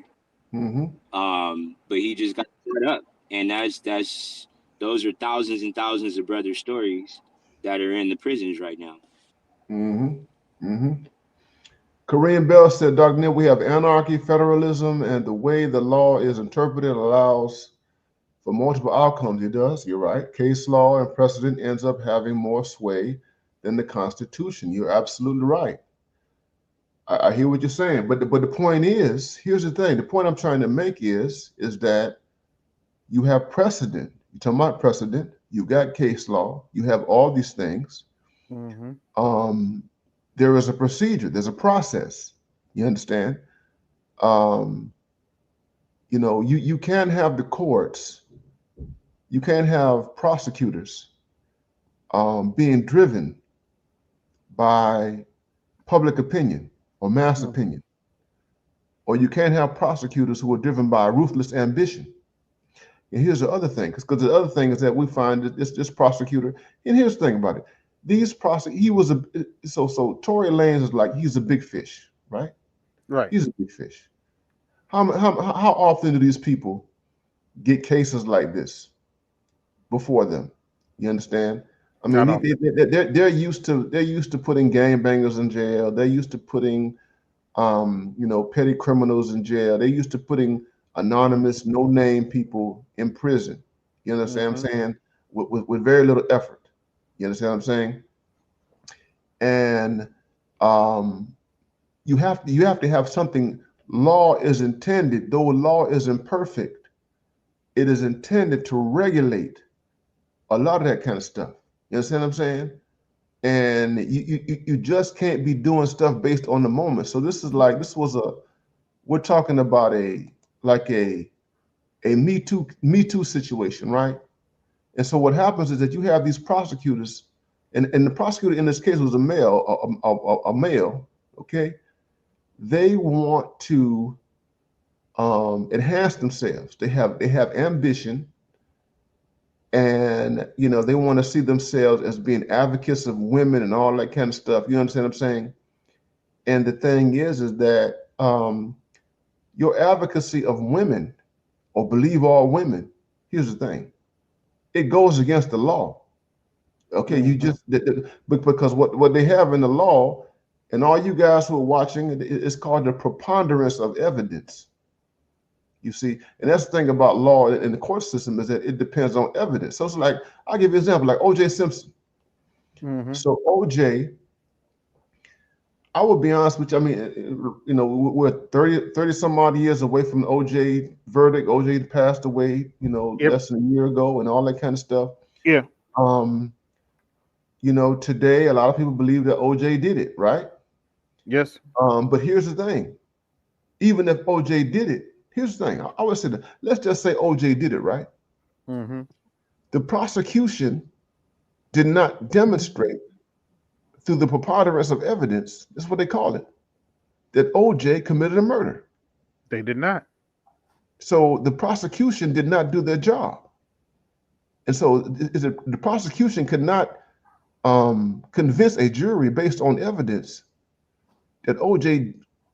killed his wife and killed these other people. Then you have to let this man go. So the burden is on the state. That's what you're talking about, a reasonable doubt. And this is what makes the American system so different from other systems in the world. That the burden is on the state to prove that a person committed a particular crime. You see what I'm saying? And that burden it's a rational evidentiary burden. And what happens is that our society, it conflicts the idea of the burden of proof. The burden of proof goes against opinion and feelings and irrationality and all that kind of stuff. You see what I'm saying? So you can have as many feminists outside the courtrooms, walking around with no shirts on, talking about, like Bill Cosby, you know what I'm saying, showing their breasts and all that kind of stuff, screaming and hollering. That stuff don't work in the courtroom. Nope. What did Cochran say during the court? If the glove don't fit, you must have quit. You must have quit. Yeah. So I've got two brothers. I want to go to Good Brother, and then I want to go to Charles Faulkner. Woo! So good brother. How you doing, man? Holla, talk to us, man. How you want to contribute? Doing well, doctor. Doing well, man. South Carolina in the building, man. We just came. SC, what's going on? Just came to tap in a little bit, man. The reality of the Tory situation for me is he wasn't supposed to survive. Tory was supposed to be the sacrificial lamb for a movement and for Megan to move up. You get what I'm saying? So just like Rihanna did the thing with what's his name? Chris Brown. Yes, sir. Did that with Chris Brown. Next thing you know, she was in stardom, went crazy. What happened with Megan? It was the exact same thing. Yeah. She had hood credit. Yeah. But after she did that situation, after the whole shooting and all this stuff, now she's doing Maybelline commercials and all kind of things for makeup and all this stuff. He was the sacrificial lamb for her career. He wasn't supposed to survive that situation. So see, now dead men tell no tales. So now that he survived the situation, now all of a sudden, now we got this person coming out. We got new evidence. We got this, we got that. Because now no one else wants to be implicated into the situation of saying you had a part to do with this man going to jail and you knew he didn't do it. You know what I'm saying? So this is where we at. So when we look at, I'm from South Carolina, I'm from the South, brother. So when we look at probable cause, ain't no probable cause in the South, brother. If they pick you, you pick you. You know what I'm saying? If you got a good lawyer, you might be able to fight it. But if they pick you, they pick you. And Tory was a victim of that. Where he was, they picked you, they got you in there, and if they keep you in there long enough, people will forget about you. And if they keep you long enough till somebody kills you, then we never have to learn the truth. That's all I got. That's all I have for you, Doc. That's it. I have to say, brother, I spent 7 years South Carolina, man. I know South Carolina, man. I'm in North Carolina. I know the South. I know how Southern justice works and all that. Yes, sir. Of stuff. You know what I'm saying? And you're absolutely right, man. Everything that you said is absolutely right, man. And it's going to be interesting to see what happens, man, because I ain't gonna lie, and I know everybody thinking of this. I'm like, man, this might have been a hit. We don't know, because they say that, here's the thing, his lawyers had already, they had already submitted an appeal long before this stuff came out. They had been appealing the case, right? Right. The only reason why they came public is because of the hit. That's the Gotcha. story. You see, because they were doing it quietly, behind the scenes. You understand? Yeah. But it's like, okay, this somebody, a Mexican gang member tries to take him out and what have you. You know what I'm saying? It's like, And think about this, Doc. Where was them brothers? When he took that picture when he was looking swole and all that, and they all got their arms folded, the prison photos. Where was them brothers at when they were stabbing him up? Yeah. Think about that. Where were all those guys? Where those gentlemen were when they were stabbing him up? How was he alone like that? Come on. And the thing about it, Rogers from California and all that kind of stuff, man. I'm gonna tell you, man, that gang stuff runs deep, bro. You know what I'm saying? It's across the country and everything like that. You know what I mean? And people all don't in the understand. schools. Yeah, those prison networks are deep, bro. You know what I mean? And you don't know what kind of politics is involved and what have you, and who got paid, if that's what went down. You know what I mean? Right. And so you can't rule any of that stuff out, man. You No. know what I mean? And the music industry is close to the streets, bro. That's just the way it is. The music industry is close to the streets, bro. You know what I'm saying? And anything is possible in light of the fact of what the music industry is, man. Come on, man. You know what I mean? But we got Charles Faulkner, the corner in the house. Woo! What's going on, brother, man? Talk to us, man. We got the law enforcement security general in the house, man. Talk to us, man. And can the church say woo?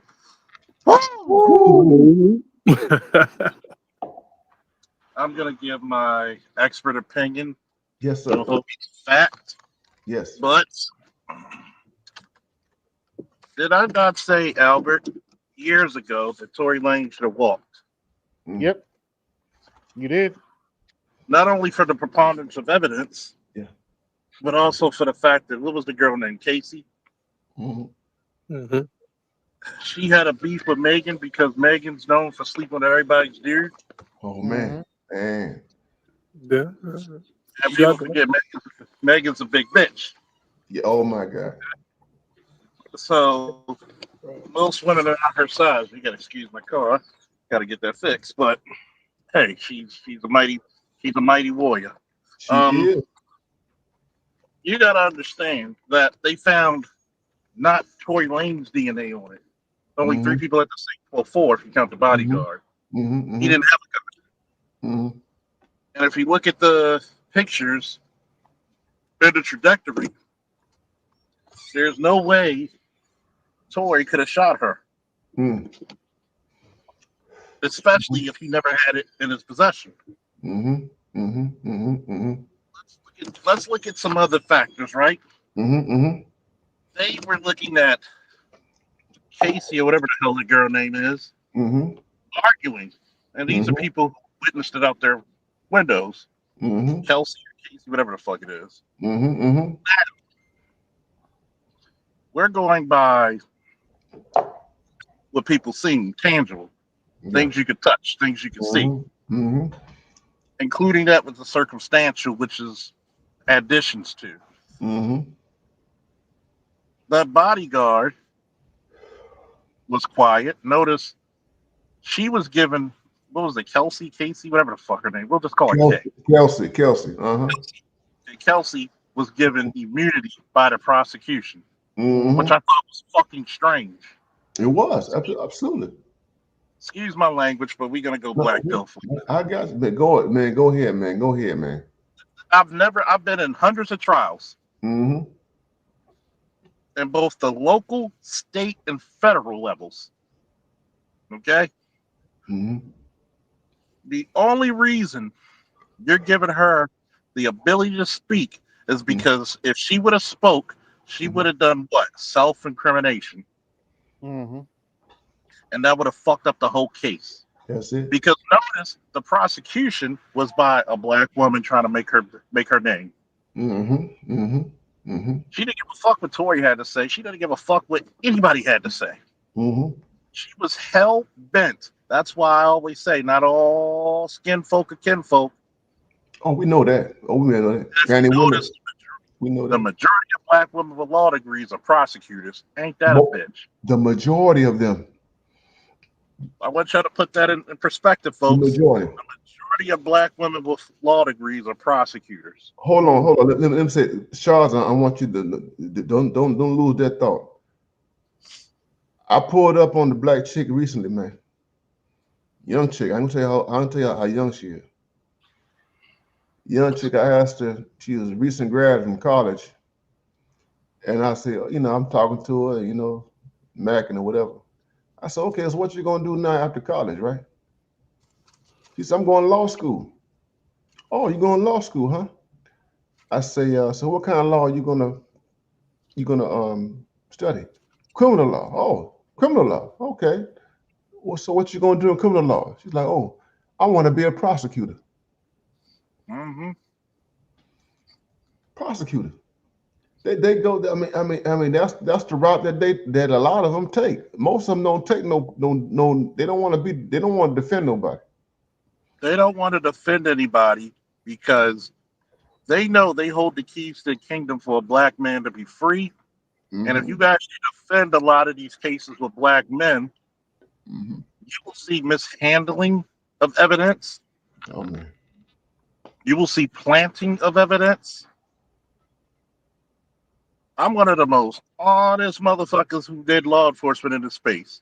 Mm-hmm. I'll make Brandon Tatum blush. And I'll even teach him a thing. Mm-hmm. If anybody wants to question my law enforcement, I got 5 times, actually 3 times the amount of law enforcement he does. Well, close to 4. As both a patrol officer most of my career and twice as a supervisor in different departments. So when I look at this case very carefully, why does your witness need immunity? There you go. Is it why? Why does your witness? Y'all follow me? You picking up what I'm putting that? Why the fuck does your witness need immunity unless she has something to hide? And that's one of the biggest holes in the case, man. That's probably the biggest hole in the case, is that this person pleaded the Fifth Amendment, and she was given immunity. She was in the car, and then there's the DNA and all that kind of stuff, and it's like they didn't take samples from her. You understand what I'm saying? They did. They had to take. When you go through a shooting case, right? A lot of people don't know this. Y'all need to donate. This ain't my channel, but donate to the good doc because come on, man. We get it. Hold on, Charles, man. Y'all get the likes up here. Y'all get the likes up. Cash App $BMI 3000. Cash App $BMI 3000. You're not getting this. You're not gonna get this analysis anywhere on YouTube. We got professionals up here. You understand what I'm saying? We are deep diving. We're not just having some rap conversation and some tabloid. This ain't no tabloid talk. Okay, this ain't no tabloid talk. So y'all get the likes up. Y'all get the likes up. Send the super chats. Y'all send the Cash App $BMI 3000. Y'all do the thing. Go ahead, Charles. I'm gonna answer this question from Kareem. If you can highlight that. Go ahead. Kareem, hold on, Kareem. Well, let me see. No. Kareem, which one? Is this it? Yeah, right here. Right. My question to Officer Faulkner is, why do you think there was an indictment? Okay. I'm going to answer this one thing, the first question of Doc's. When you have a shooting and you have people around who are close to the shooting, you're supposed to separate them and bag their hands for gunshot residue, gun trace residue, gunpowder residue, basically. Because depending on the closeness to the weapon It'll tell you the distance of where you were shot or who was holding the firearm at that time. Obviously, if you hold the firearm, that's going to be the highest concentration of that gunpowder residue. Not one time did you hear of anything in that case, did you? For the results of the testing. And to answer Kareem's question, why was there even an indictment? Because one, you had a prosecutor who was hell-bent to get this to trial. There was a judge involved who was getting, and this is what you got to realize, high-profile cases makes the city and state money. That's it, yes. Again, high-profile cases makes the state and city money. How much news, how many people from the news, from the news networks rent hotels? They got to live there. How many places nearby were restaurants? Because you have this increased population of reporters and bloggers and all kinds of shit come in. Come on, man. You literally, everybody's getting paid. Everybody's getting paid, man. I mean, even down to the Ubermen, even down to the people riding Uber. How many people are showing up? You put a hot dog stand out that bitch, and you're gonna make, for, let's say it's a 4-week trial, you make 100 stacks. Tell it, man. Tell it. It's all about the Ted DiBiase said. Everybody's got a price. Who was a more high-profile female artist at that time than Meg Thee Stallion? Oh man. And then here's the part where Meg kind of failed, because Meg was also going to be, if you notice, they were going to use Meg as a political tool. She was going to go into politics somehow. If Corey would have died in the next 5 to 10 years, didn't she? Sort of, kind of. And I would have, but she kind of failed. With the Democrats. And shout out to the Black Manosphere and America having common sense of not voting in Kamala Harris, because you would have saw Meg Thee Stallion in 5, 10, 15, probably about 10 to 15 years would have probably been mayor of a fucking city. Man. So it would have had another Tiffany Henyard, huh? Oh, let me be quiet. Yeah. Look how connected. How many rappers are at political rallies for potential presidents? I want you to think about this, the last 2 elections. Yeah. You have Dr. Neil. Go back further. Dr. T. Dr. Dunbar. Dr. Nicole Ali. All these people who are manospheres, stamped and damped. You couldn't find these motherfuckers to speak to? But you got rappers. You got Cardi B speaking to a former vice president, then president at the time, and Cardi B can hooked on phonics whoops her ass. And you're telling me somebody who's functionally illiterate gets to speak to her, but a black man with common sense cannot get that type of audience? And you still think that these people are on your side? I want you to think about the veneration of the ratchet black woman. The ratchet black woman was the greatest suppression tool of black male progress ever created. And this case is so many, like so many others, so many men were accused of domestic violence, never touched a girl. There's lieutenants.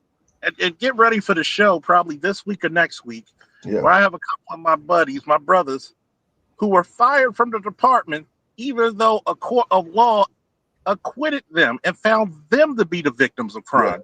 And they were fired departmentally. As a matter of fact, the case was so messy, one of the detective sergeants was actually sleeping with the lieutenant's wife behind his back. You see? So a black man is a black man, no matter how great and whatever profession he's at. And that's why I have to say, and I said this, I had a friend of mine on Facebook, he asked a question. I saw two people on Facebook, two black men on Facebook. They were saying, well, you know, why are we so obsessed with celebrity? Blah, blah, blah. They were talking about, you know, Diddy and Tory Lanez. And I responded, and I said, because these are criminal cases. You're not dealing with just celebrity. Yeah, you're dealing with celebrity, but you're dealing with the criminal justice system. And you're dealing with a criminal justice system that is hostile to black men. You understand what I'm saying? And in both of these situations, we got questions. We got questions about the overreach of prosecutors, the overreach of the state. You know what I'm saying? Like, you know, Diddy, I mean, what we getting now with Diddy now, I mean, this dude is being charged with, he's being charged as a trafficker, a trafficker, man. You know what I'm saying? Based on this consensual stuff that he's been doing, dealing with women. You know what I'm saying? They're saying that this guy is like an international pimp. They putting you know, Epstein and all this kind of stuff like that. You know what I mean? It's like, no, so they would, what these prosecutors do is they would inflate, as you all know this already, they will inflate all kind of charges. Man, you can have an argument with a woman, she hits you and you hit her back, and they charge you with attempted murder, and they charge you with all kind of stuff and manslaughter, all kind of crazy stuff. Now, you know what I'm saying, that exceeds the actual actions that took place. You understand what I'm saying? And this is what black men deal with all the time. So it's not just celebrity.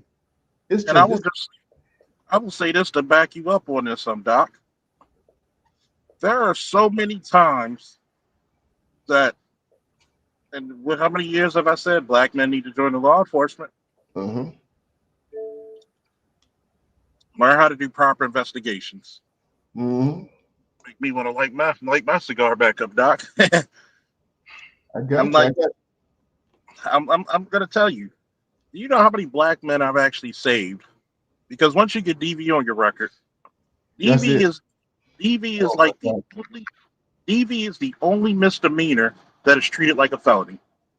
It's the kiss of death. It's a death sentence. Now, hold on, Charles. So I've got Naima and I've got Naima and I've got Herb Saint. So I want to go to Naima and I want to go to Herb Saint. So Naima, holler at us, man. Talk to us, chime in, brother.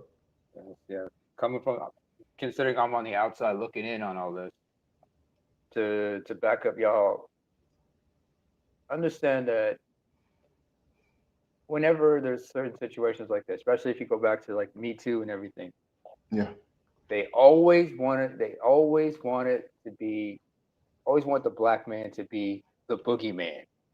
And so they're going to try to go out of their way to destroy any black man. And if they can do that to a black male celebrity, oh man, come on! Imagine what they could do to somebody as insignificant, somebody who's a regular person out there. I mean, I've seen stuff like this before. You know, I mean, their logic is, it's better that 10 innocent men. It's better that an innocent man goes to jail than to see 10 men go free. 10 guilty men go free. And as far as the overreach of the prosecution, remember, they like to add charges upon charges upon charges, hoping to overwhelm the defense into plea bargaining. Yes. Because remember, what is it, like in the high 90 percentile that, you know, most cases end in some kind of plea bargain? Yeah. Most cases, yeah. Very few cases. I mean, who remembers Browder? What happened to Irv? No, Irv Gotti. Facing federal cases on embezzlement and whatnot because of his relationship with Kenneth McGriff. Yeah. He talked about this on Vlad TV. He said about 97% of most cases. Vlad told him, well, the conviction rate is such. He said, yeah, but the vast majority of those is plea bargains.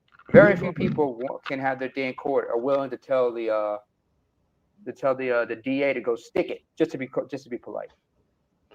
I mean, they understand. I was like, go ahead. No, I'm saying Khalif Browder back in the day. Oh, You know, this guy, he was in Rikers Island, and he refused to take a plea bargain. He refused to take a plea bargain. They had limited evidence. He had a bond, but his family jacked up family. They couldn't raise $1,000 to get him out of jail.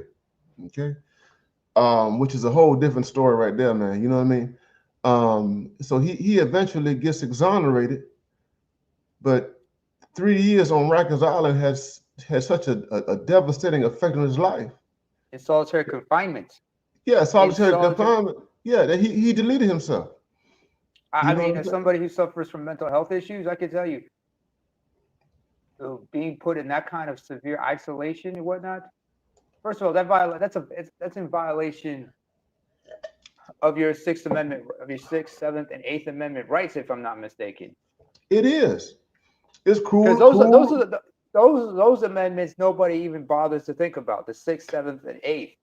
They always focus about the Fifth Amendment, but I'm like, first of all, you have the right to face the accuser, but cruel, unusual punishment like this, and you weren't even thoroughly charged, and this is like, and they could have charged. I'm not sure. Were they able to sue them for? Was his family able to sue the state for, wrongful detainment?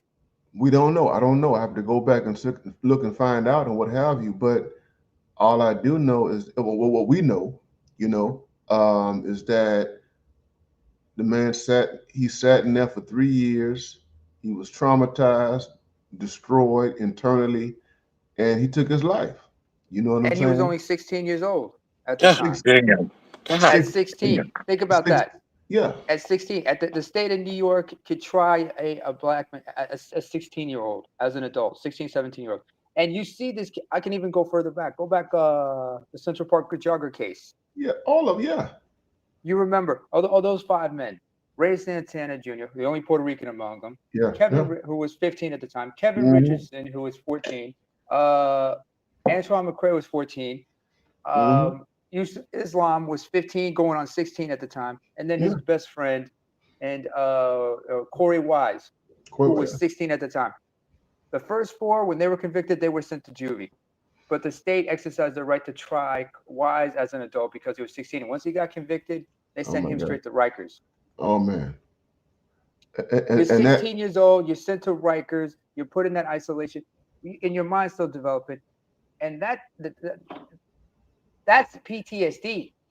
But the fact that he taught. If you watch the documentary about Khalif Browder, he admits that there are times where he's just talking to himself. That isolation did that to you. That you're left just talking and conversing with yourself. Sometimes, some people, if they're put in that type of isolation, they will go as far as to cut off their own tongue. Yeah, of course. To stop themselves from talking to themselves, because at least they don't snap. Because it's unnatural, man. Human beings are not meant to exist in that kind of capacity. No. Gregory Scotland, man, thank you for that contribution. Greg says, man, a donation for a serious approach, man. That's why I say this is serious, man. You're not going to get this type of content on any other channels or whatever. You know what I'm saying? These other guys on YouTube, and no disrespect to them or what have you, they're not going to go in depth, like this and talking about cruel. Basically, we're talking about cruel. We talking about the Sixth Amendment, cruel, 6th, 7th, 8th, cruel and unusual punishment. Okay, that's what we're dealing with, man. And he says, intelligent black man. We have this conversation. You're absolutely right, man. I appreciate you, Gregory Scotland, for that. But we also got Herb Saint. Herb Saint been waiting, man. What's going on, brother? Holler at us. What you got? The great Dr. Neil. The great Dr. Neil. Yes, sir. Thank you for the platform. Thank you for gentlemen, y'all perspectives. Man, that was heavy. The brother just went down with Khalif. Man, shout out, rest in peace. Rest in peace, man. Dr. Neil, one thing with this whole trial that I really didn't follow until I went to a family gathering after he was sentenced. And you're debating with the family members and whatnot. And it was strictly gender. The whole entire debate was strictly gender, right? Yeah. at the end of the day. And I gave, and I was very, methodical as far as like, well, why would you do this? And you know what? There was no, there was no, you know, it just was. It was what I was witnessing was insane, man. I'm like, these people, these sisters are really brainwashed by this stuff. Mm-hmm. But one other thing I wanted to add, and maybe you can add elaborate on, man. I have been so moved by this brother's father, Yeah. the Caribbean brother Yeah. who has Barbados and Curacao Mm-hmm. ancestry. I mean, this man is a missionary, and I believe he's an ordained minister, Yeah. and he has been standing up for his son. And I think there's another story there Mm-hmm. that we should be talking about, because there's always this narrative that we don't support each other. We don't have fathers, and this man has been standing 10 toes, man. Every Yeah. press conference, sharp. Mm-hmm. I mean, can you elaborate? Have you been following that? It's clear his father believes him. His father believes in his innocence. He knows. It's clear. It's like the father's like basically saying, "I know my son, and I know my son is not capable of this type of activity." You know what I'm saying? And even with that said, you know what I mean. Sons deviate from fathers. I'm going to say that. Sons do different things or what have you. But it seems to me that Tory Lanez, um, with his father, like, Dad, I didn't do this. You know what I'm saying? And it's like, you can't. Here's the thing, man. If you're a stand-up dude, man, and you've raised stand-up sons, you know what I'm saying? If you have a stand-up son, your stand-up son, and this is just my conviction, is not gonna look the dad in the face and say, "Daddy, I didn't do this." I agree with you. You understand what I'm saying? It's like if you raise a stand-up individual, you come out and say, if you did something, I did this. You know what I'm saying? I did this. I pulled the gun out. I did that. Blah, blah, blah, blah. You know what I mean? I take accountability. You understand what I'm saying? So I think that's what you got there. Right there is that Tory Lanez seems to be just image-wise, at least at a certain level, a stand-up type of individual. And why would you lie to your daddy? Why would you lie to your father and pretend if you did it, why would you lie to him? You know what I'm saying? And the thing is that, yeah, if you did it, you just come out and you say it, you own it, you live it, et cetera, et cetera. Here's the thing, because Tory Lanez, he was steadfast in his convictions that he was an innocent man. You know what I'm saying? And it's like, yeah, we got drunk. We were at a party. I smashed Megan. I smashed this other woman. I smashed Kylie Jenner, whatever her name is. I was smashing all these females. You know what I'm saying? And it's like, yeah, this is what it is. But did I shoot this woman? No, I ain't shoot this woman. You know what I'm saying? And so I think that's what you see, with the father and everything. And yeah, I mean, there's something there. Now I'm going to say, in all honesty, I think that the father, I think that the court process needs to take its place. His father is a pastor and all this kind of stuff, and I understand he has these beliefs, he's Christian and stuff like that. You know what I mean? But at the end of the day, the legal process, you got to deal with the legal process and let the legal process do what it does. You know what I mean? And and just let it take its course. You know what I mean? So the daddy, I think the daddy, he's just a daddy, man. He's a daddy who believes in the son, man. Mhm. And I don't blame him for that.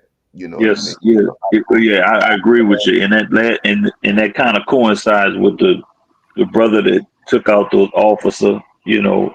that killed his kid.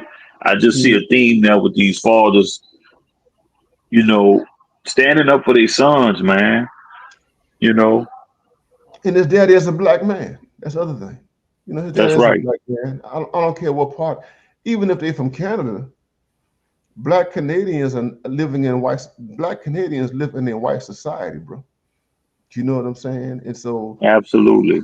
they have their issues with racism in Canada. You know what I mean? You know what I mean? And so we dealing with a black situation, and people get railroaded, and they got feminism in Canada too. Oh my God, feminism is off the chain in Canada, bro. You know what I'm saying? So yeah, that's what's going on. So does anybody else want to say anything, man, who hadn't, want to chime in about the situation? Hold on. First of all, Detroit 313, man, I appreciate you, man. Thank you for that. Detroit says Meg the Monster did just like SNL show where she politically promoted. Oh my God, protect black women. Better remember the DNC where she was tweaking and got paid. Let me tell you something, man. And this is why, Kamala Harris, and I tell people, I'm gonna say it again. I voted for Trump. Because these people have a worldview that I don't trust. And these people have a worldview and orientation that does not need to be in the highest levels of society, in running institutions and what have you. You know what I mean? Because Kamala Harris is a chameleon. You know what I mean? And she would just say whatever she needs to say at the right time, right situation, in order to advance herself. So she can look at a case like Meg Thee Stallion and completely ignore all the holes in that case, just to advance herself. And then on top of that, I talked about her earlier. She did a lot of nefarious stuff in California, man. I wrote about her in my book. Where's my book? I wrote about her in this book. I got huge sections on Kamala Harris in my book. You understand what I'm saying? And I come out loudly and say that I was very critical of her as a prosecutor. She was the attorney general of California. She was a district attorney. She was in San Francisco. You know what I mean? And she's just another ambitious, careerist individual who's just trying to get ahead, and she would do whatever she needs to do in order to get ahead. And she stepped on over black men in the process of getting ahead. You understand? And so when you think about it like that, you can understand her synergy with Meg Thee Stallion. You can get it. You understand what I'm saying? And so, yeah, man. So this is a case, man, of this is like I said, prosecutorial misconduct. I call it legal. This is legal misandry, because you can get away with stuff for black men that you can't get away with other people. You can't get away. I mean, you can just with a rich black man and what have you. It is what it is. I don't care, like, the morality of it. Like, it's like, yeah, these guys smoke, they drink, you know what I'm saying? They do the player game and stuff like that. But it doesn't cross over. This stuff does not cross over into the realm of criminality. You understand what I'm saying? If you like with Diddy, you persuade a woman to do the kind of things that Cassie did, and she's a full-blown adult. You can't say that this man committed a crime. There can be a 30-year age gap between them, but the law says that she's an adult in certain states. In certain states, she's an adult at 16. At other states, she's an adult at 17. And then the others, I mean, most of either she's 16 or 17 or 18. She's an adult. And that's the law. You see, and you could talk about, like Shannon Sharp, they can talk about the morality of a 57-year-old man with a 19-year-old, 20-year-old, 23-year-old woman. You can talk about it all day long. But according to the law, she's an adult. You see what I'm saying?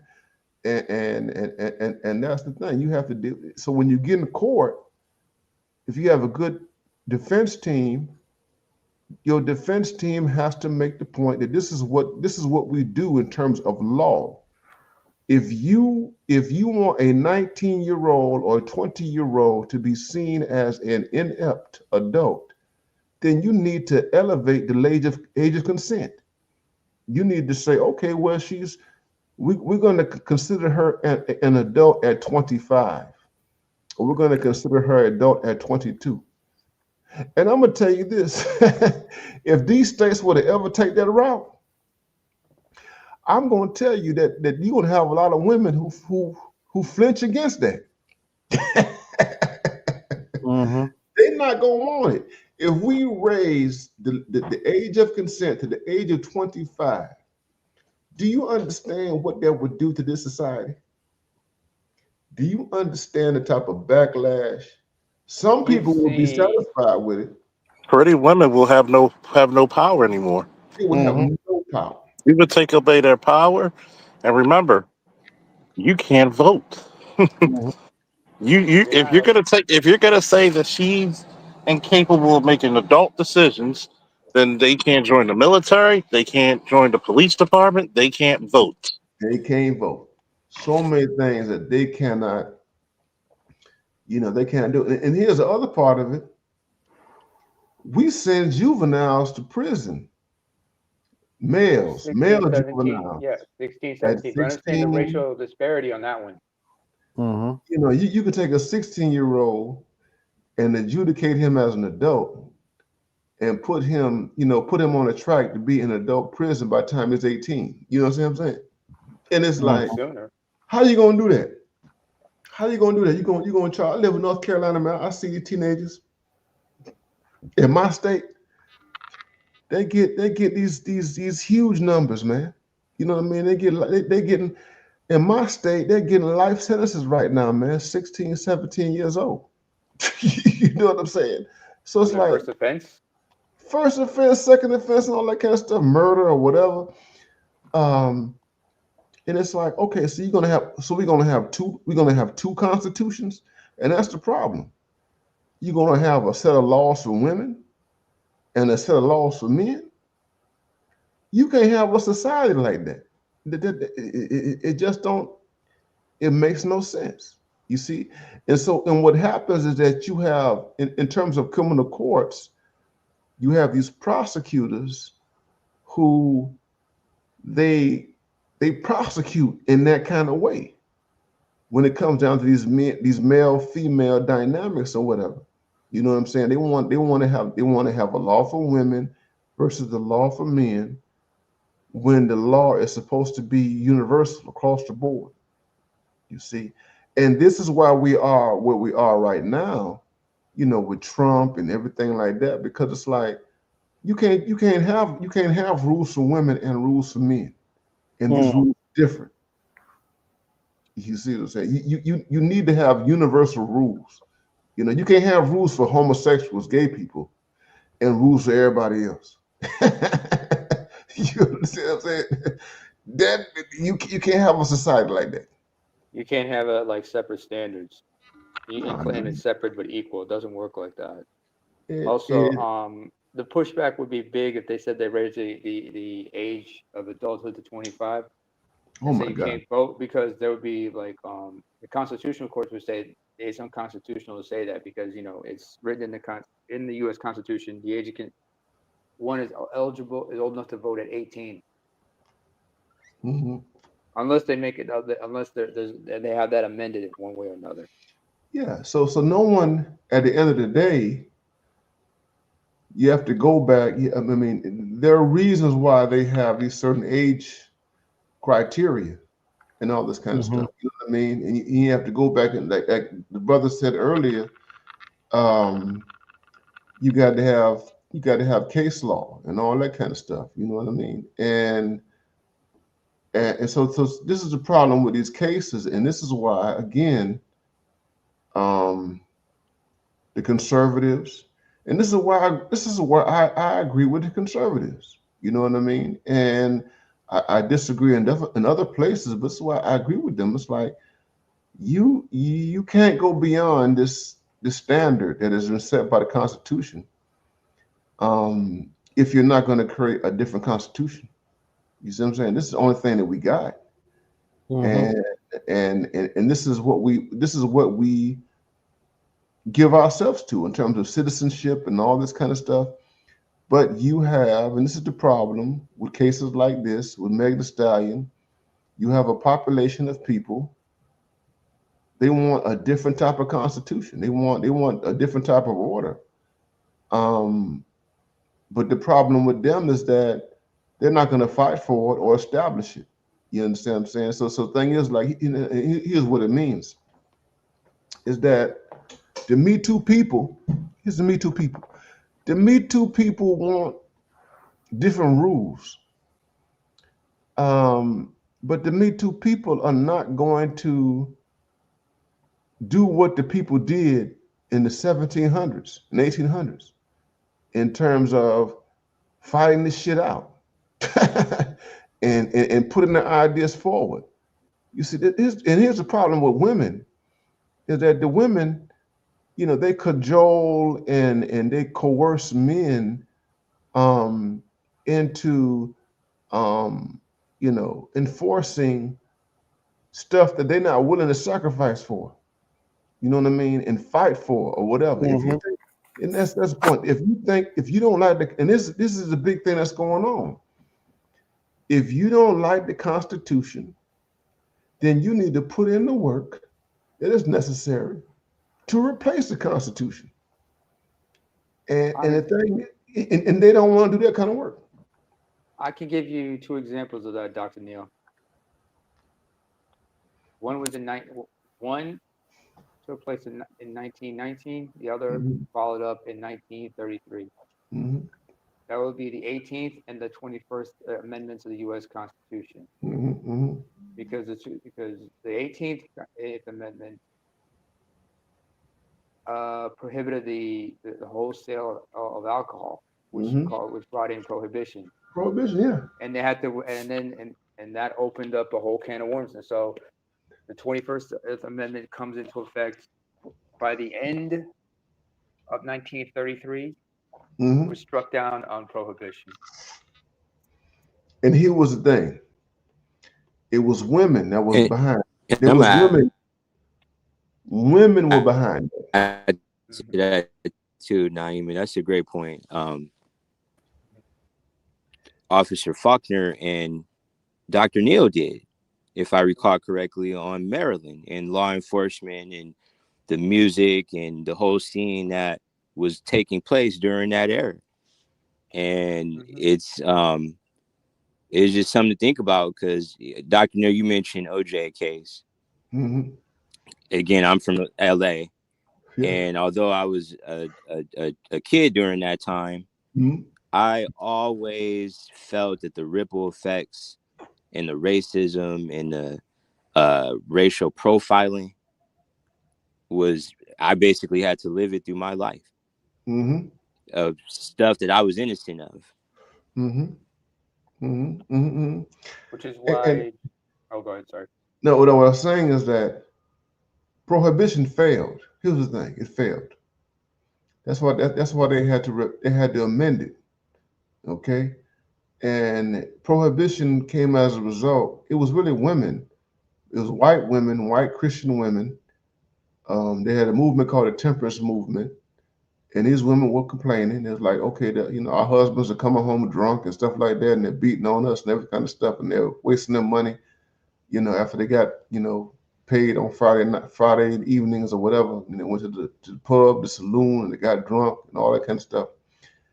And we need to, make alcohol illegal. And then the government went ahead and made alcohol illegal, and it only created more problems. Because it was men. Men wanted to drink. And you were not going to stop men from drinking. And it went underground. And then you had the mafia getting involved. And you had the bootleggers getting involved and all that kind of stuff. And you had gangsters. And you had violence. And you had bloodshed. You understand what I'm saying? It's like we gotta do something about this because you're not with these laws are not stopping men from drinking.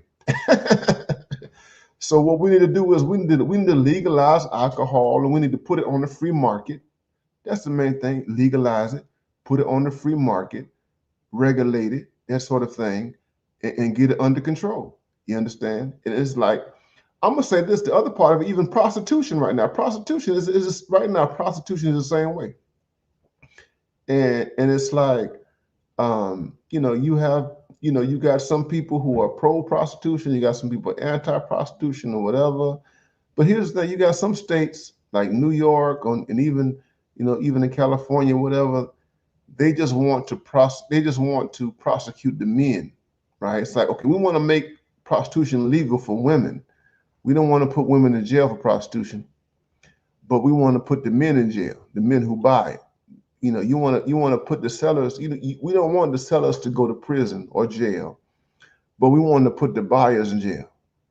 And I'm like, no, that's not consistent. That don't work. You understand what I'm saying? Basically, they said it's not illegal to sell sex, but it is illegal to buy sex, and there's Well, the catch-22. well, you got to realize the only thing you're going to beat prostitution if you pay her for sex and you record it. Pornography's legal. Is This it? is why I remember Exhibit One said on one song, "I insist on effing while on tape just in case the hoe tries to save face and claim." SA. Yeah. This is So guy. I mean, who remembers Chappelle's show? Remember they talked about the love contract? That skit. That skit. Yeah. That skit. The confidentiality contract. That became a big.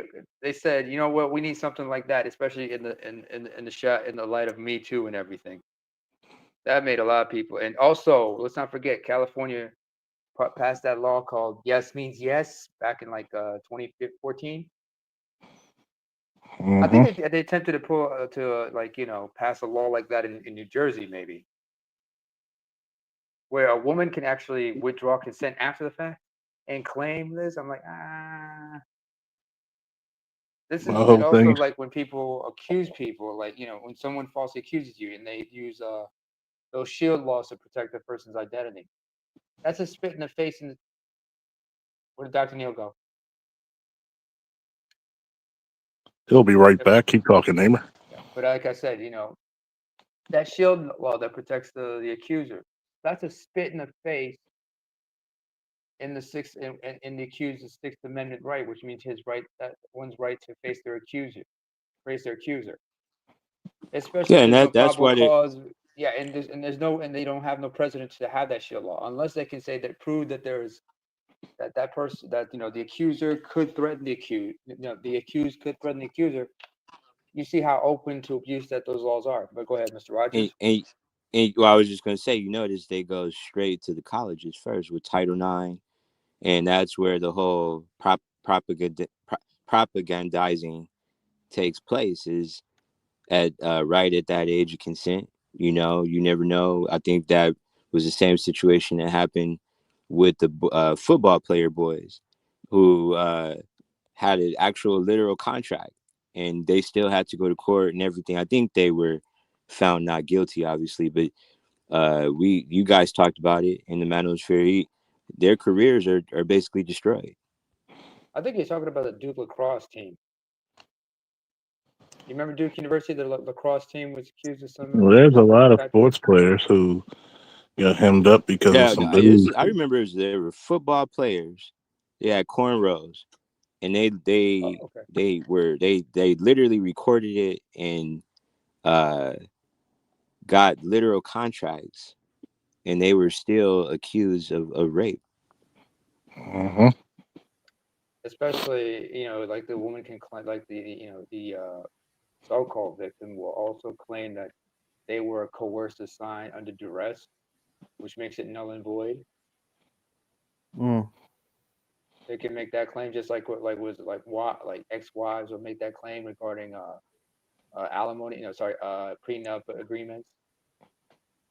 Yeah, well, that's the whole Diddy situation too. They're going to say and claim abuse of power, but it's still, at the end of the day, putting them in a bind. When you think about, they don't want women to be infantilized. You know, we, as Dr. Thunder always says, you can have rules for me, but not for thee. And And here's the so at the crazy. end of the day, exactly. Go ahead, officer. Here's the crazy part. Because at the end of the day, Go ahead, because it's infantilizing these women. I was just going to say, the infantilization doesn't work, because they're going to still want empowerment, and you can't have feminism and empowerment, so to speak, because now you have to claim that you don't necessarily already have the the equal rights, when in actuality that's really the big issue with the administrative bureaucracies.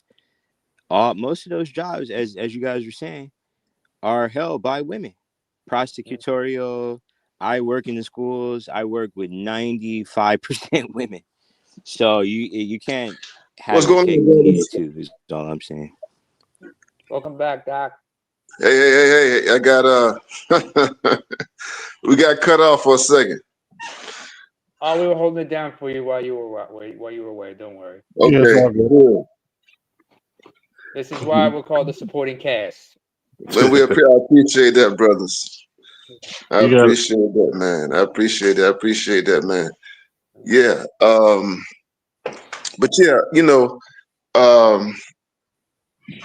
yeah, so this stuff is not, and I'm gonna say this before. I said this when I started out in the stream, man. You can't have a society that's driven by the mob and emotions and fanaticism and all that kind of stuff. And we have a justice system, criminal justice system in particular, that is dominated. Well, I think it's dominated. At least it's informed by the mob. Especially when it comes down to, like, men and women dynamics. And yeah, so this is where we are, man. I mean, it's Tory Lanez and Diddy and all that kind of stuff. And the thing is that, yeah, you have to have the rule of law. And I said, black men have no other thing to appeal to other than law. Yeah, other than law. You understand? And the principles of law and what have you. Though these principles in the law are imperfect, whatever. But once you throw away law, rule of law, all you have is nothing but chaos and anarchy and all of that. And the vast majority of Americans don't understand that. The loss of women, and I'm gonna say this, black people, especially black people. I'm gonna say this about black folks, man. And this is just unfortunate. Black people. I'm just gonna say this, man. We're very emotional people, and there's a whole history to that and everything like that. And we are so influenced by popular culture and all that kind of stuff, especially the women. They're you're talking about women whose entire worldviews right now in 2025, shaped by reality shows, social media, that sort of thing, that feeds into the frenzy and fanaticism and all of that. You know what I mean? And it goes from the bottom all the way to the top. See, and this is where we are. This is where we are in terms of, again, where the current presidential administration is. I'll give an example, man. So the whole thing, like, and this relates to it, like these trans issues and all this kind of stuff. This is irrational. You know what I'm saying? And much of this stuff is supported by women. You see, Up to a point. yeah, it's irrational, and it's reached the highest levels of our society. And it's like you cannot have a stable, orderly society if you got people. I mean, Ketanji Brown Jackson, she's on the Supreme Court. You know, I want you to think about this. You know, Ted Cruz asked her a simple question. You know, what is a woman? You know what I'm saying? And she couldn't define it. She wouldn't define it. You understand? And so if you have a class of elites who have positioned themselves to make decisions for the rest of us, and these people cannot even tell you what a woman is. You understand what I'm saying? Or a You man, got for that to, matter. or a man. Yeah, or a man. You have a serious problem in your society. You understand? With the Dr. Neil, elites. excuse me, Dr. Neil. Sorry for interrupting. Just a couple of points. Interesting you brought up the whole thing about the rule of law. Please help me understand this. Because I got to bring up the Boston Massacre back in the 18th century. Mm-hmm. May he rest in peace, Crispus Attucks. Yeah. Who was the founding father? No, one of the founding fathers who decided to represent the British officers in their trial? Was it Samuel Adams? I believe so. I'm not going to say it. Well, this individual, he was Authoritatively. asked, Yeah. why are you representing these men, these lobster backs as they were called? He Yeah. said, if we're to become a nation, we're either going to be a nation that's ruled by laws or ruled by the mob. Yeah. Which one do you want? Yeah. Secondly, Dave Chappelle said this once. He said, like, when he was talking about Me Too in one of his Yeah. comedy specials, and he addressed a white man. He said, "Excuse me, Mr. White Man. It seems like the world is always blaming you for everything, isn't it? Mm-hmm. But then again, consider that I'm held to a higher level of accountability. Mm-hmm. Don't forget who I am. Don't forget what I am. A Mm-hmm. black dude. Mm-hmm. What does it mean to be black? Because remember, you're held at a different standard right here. A different High standard. level accountability, double say high level of accountability, but minimum rights. That's it. That's it. That's it. And we've dealt with this hell over 300 years. Mm-hmm. You understand? And this is why I say that black men, and now, I talk about habeas corpus and all that kind of stuff. I say black men need to take the law seriously, take your constitutional rights seriously. Because if you don't, we will end up in these situations, like Tory Lanez. You know what I Right. mean? And And consider the ripple effects worldwide, because there are black men, and I live in Western Europe, first of all. And I okay. can tell you, and black men in other parts of the world, especially in the developed world, are looking at cases like this and thinking, if that's what could happen in the United States, imagine what they could do, what could happen to me where I'm at. Yep. Especially in the developing world, where in some cases, if you're an immigrant or a migrant living there, your rights can be easily tramped on, stamped, stepped over, violated without any repercussion for the other party, especially if the other party is a native of that nation. Absolutely. I mean, how many Right, like with the El remember Salvador situation. El Salvador? Hell, I'll give you another example. This happened in the United Kingdom. Like, in the UK, they've had issues with race riots back in the 80s. Mm-hmm. 1991, a young British black Brit by the name of Stephen Lawrence was murdered at a bus stop by four Mm-hmm. whites. Mm-hmm. His family, after he was killed, like, his father decided to relocate back to the native Jamaica. In fact, he took Lawrence's body and he's buried there in Jamaica. His mother stayed in the UK continue the fight for justice. And they had to wait until like the first quarter of 2011 to finally get justice or some semblance of it. Yeah.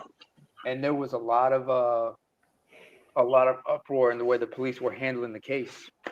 And that set a dangerous precedent, especially when they had to deal with cases involving not just black, but mostly brown immigrants. Yeah. Yeah. Brown immigrants from South Asia, especially Pakistani and whatnot. And they try to use that to, you know, accuse the police of racism, when that was not always the case. Profile people getting profiled, racially profiled.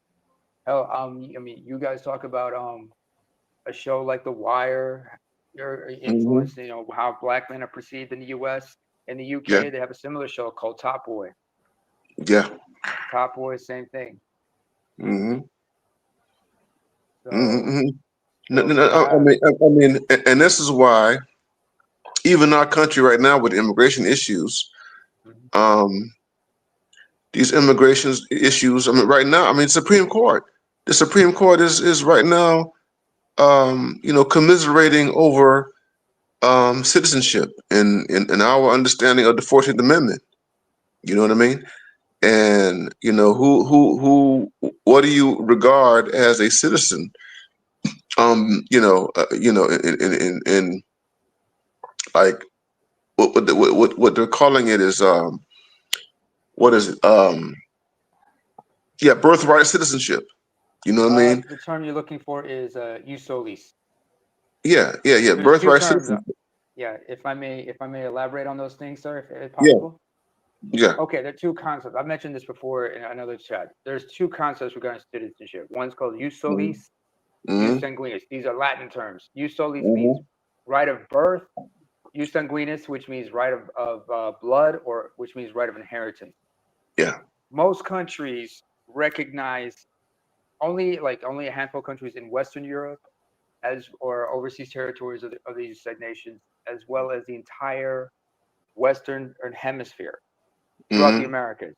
They recognize birthright citizenship, or jus solis. However, all nations have some form of jus sanguinis, which means you inherit your citizenship based on the fact that you are ethnically or are the child of someone of that citizenship. Yeah. I mean, I remember I used that argument to debunk the birther question regarding Barack Obama, because when they were saying he was born in Kenya, I said that would make no difference, because if he were born in Kenya, he would be the equivalent to Ted Cruz. Ted Cruz was born in Canada. The only reason he's a U.S. citizen is the fact that he's born to an American mother, just like Obama was born to an American mother. So birthrights, and they were being so ethnocentric, saying he was born in Kenya. That would not make him a Kenyan citizen, because in Kenya they don't recognize birthright citizenship. Only way he's a Kenyan national is because he was born to a Kenyan father who's ethnic, who's from the local ethnicity from Kenya. Where I'm originally from, they don't recognize birthright citizenship. It's only citizenship through because I'm ethnically from there. Yeah, it makes no sense, because if that were the case, the only people, if they want to impose jus sanguinis retroactively, the only people who could claim jus sanguinis would be Native Americans. Same thing in Canada. Yeah. But go ahead. Yeah, no. But the point I'm making is that, see, here's the thing. So the 14th Amendment in the U.S. It's not clear. That's the problem. So the 14th Amendment talks about jurisdiction and all that kind of stuff in terms of who was in the United States and when they are born. So it's a tricky thing, right? So naturalization. Yeah, naturalization and what have you. You know what I mean? And so it's not completely clear. But here's the point. Going back to the rule of law, is that you have to deal with these issues in terms of a process, in terms of procedures and all that kind of stuff. You understand what I'm saying? Due process. You understand what I'm saying? And these are not issues that you resolved. You don't resolve these emotionally. You don't resolve these. You don't resolve these issues based on opinion. You know what I mean? It's like I don't care how many Americans like right now who are like, okay, get these people up out of here, right? Or whatever. They have the two, their parents were from Colombia. You got two Colombians who come to America who were born in Colombia, and then they come to the United States and they have a baby. And they On came in the country legally or illegally? That's the question. Oh, yeah, and that's the question. Yeah, you know what I mean. But they have a baby on American soil, right? And the Yes, thing the is, anchor baby issue. The yeah, question the anchor baby. Yeah, so that's a big thing. So you have a baby on American soil, right? So you just can't resolve this stuff emotionally and say, well, the parents are not from here, so they don't belong here. You know what I'm saying? And and we've had a practice where we've done that. You know what I mean? So the point that I'm making is that it has to be resolved. It has to be resolved legally. Has to be resolved rationally. Mob rule. Here's the thing: mob rule, and this is the problem with black men. Black men have been subjected to mob rule historically.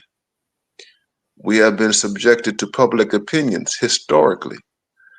And public opinion, the mob rule, has subverted legal procedures, legal principles, that sort of thing. You understand?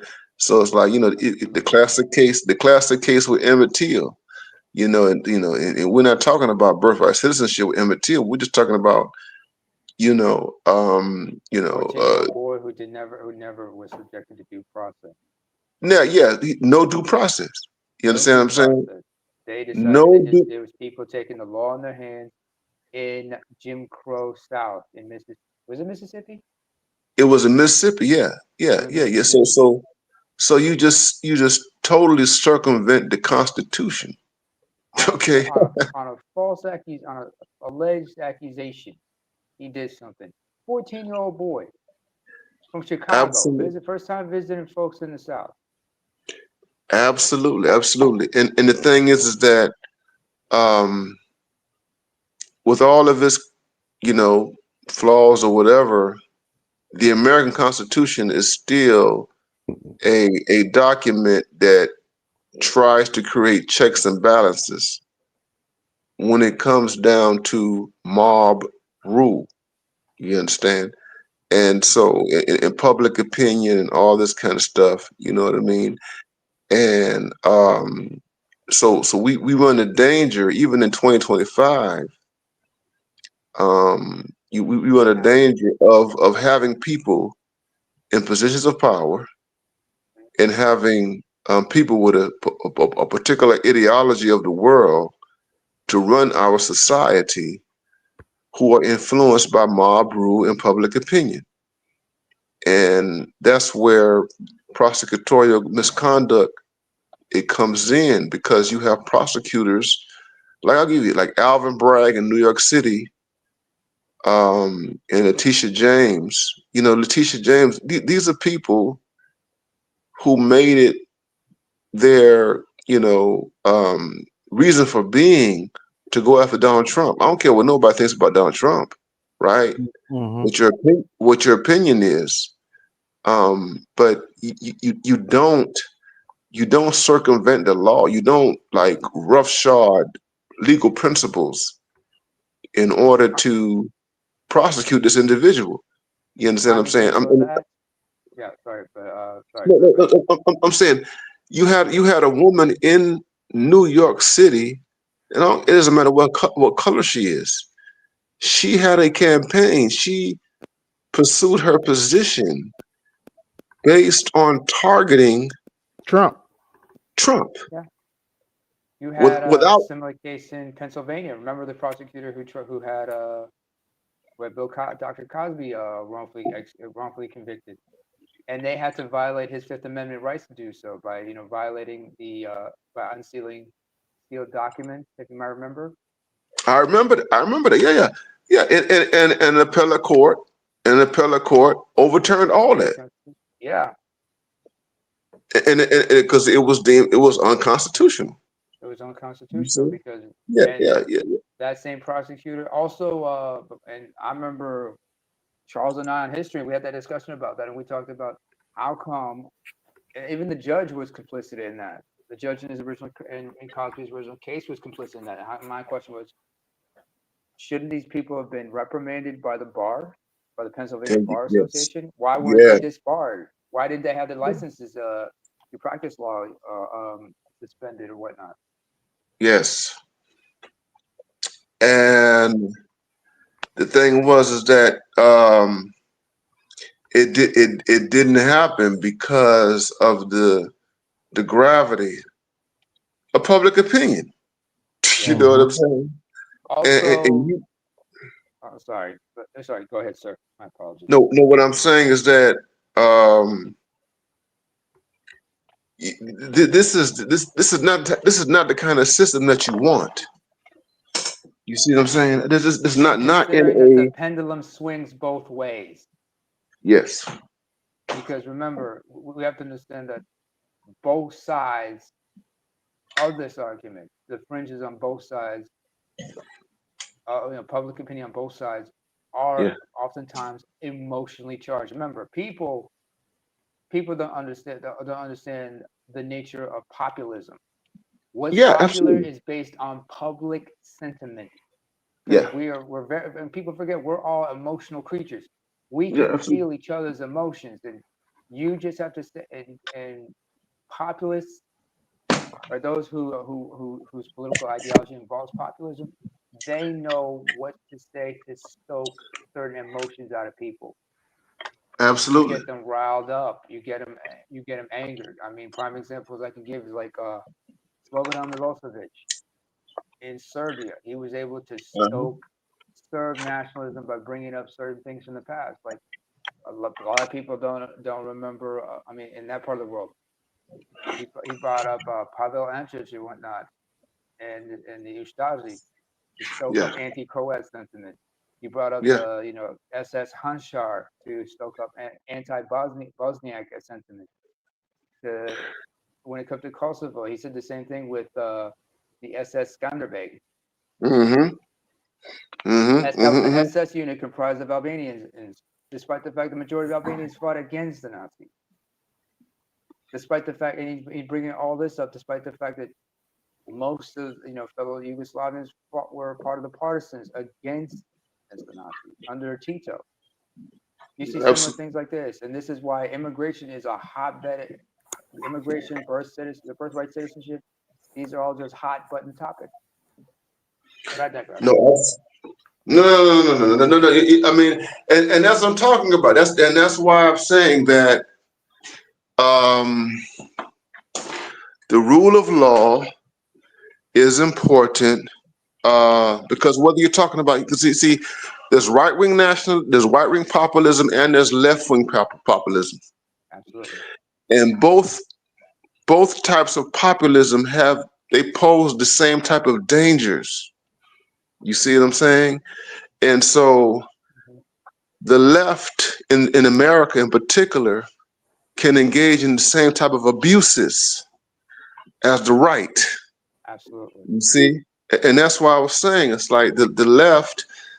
This is why when I talk about like Donald Trump and lawfare and the stuff that he dealt with in 2024 on the part of the left, it raised it raised red flags for me, because I'm like, no, this is not. This is anti-democratic. This is anti-liberal. You understand what I'm saying? And you all want to call him a fascist, but left-wing fascism is real. Left-wing fascism is just as real as right-wing fascism. You see what I'm saying? And yeah, so you have to ward against both tendencies and what have you. Charles, you want to say something? Or you other brothers, you want to say something? Yeah. What they're doing is basically projecting the fascism that they're doing.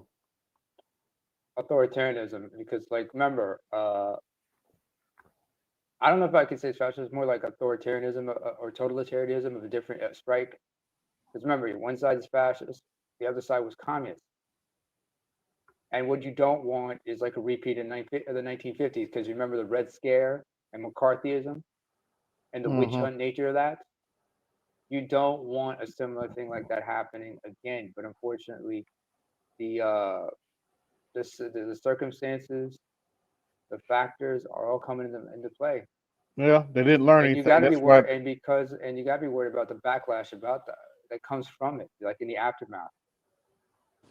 And I'm gonna say one last thing before I jet out, because my service isn't the best, but that was a solid point on the historical aspect to it. Naima, I Thank was you. just looking at a report on Democracy Now! A couple of days ago, and they were saying, and because I think about it as someone with Caribbean roots,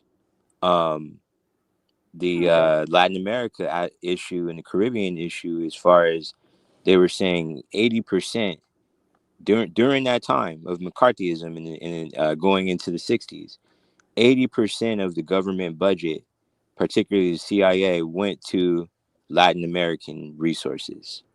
And I say, God damn, what were they doing? You know, and Oh, what was really the big question, as far as, obviously Cuban Missile Crisis, stuff like that, but they were really putting in work right there. And so it's like, because they would be the first to actually start those kind of liberal revolts, you know. And I basically see that's where we're at right now.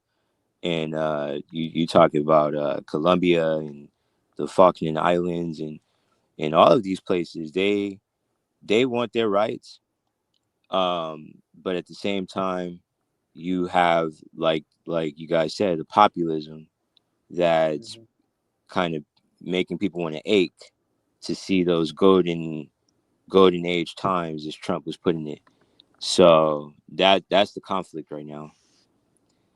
But no, thank you, where in the brother. It's Caribbean you been from? excellent, man. Thank you, Dr. Neal. Oh yeah, absolutely. So yeah, I want to shout out to Gregory Scotland. Thank you for that contribution, my brother. The one thing the founding fathers did not want to see happen in the U.S. What happened to Socrates, mob rule on steroids. No, you don't want to have that happen. You don't want to have that happen, man. You know what I mean? And it can go, and again, it can go either way, man. I appreciate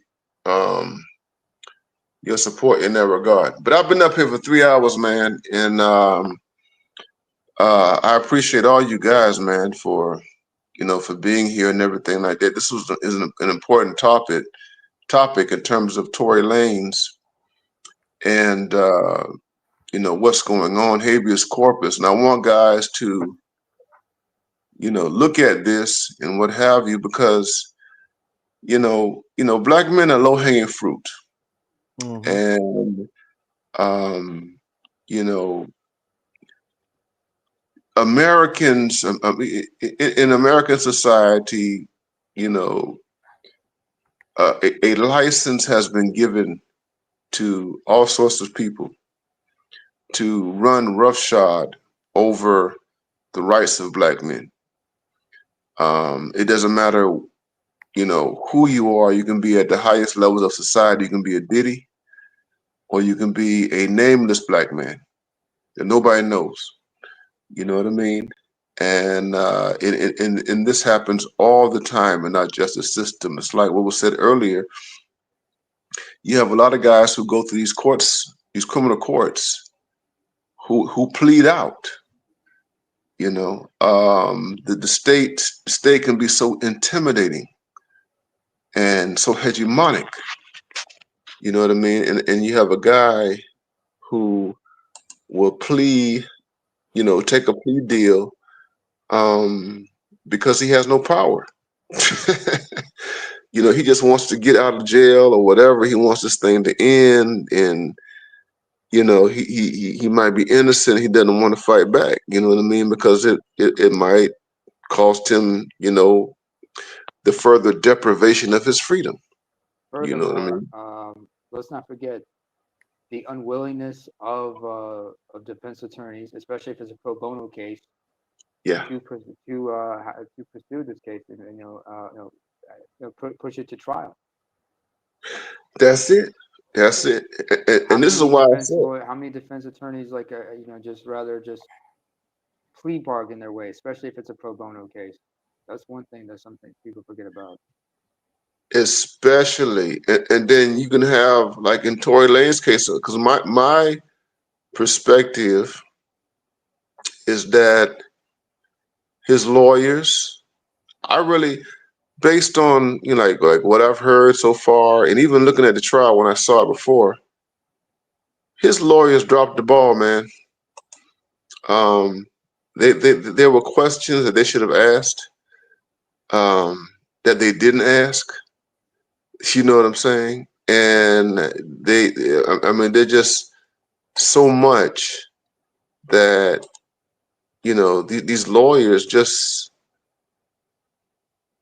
they dropped the ball on, man. You know what I mean? How do you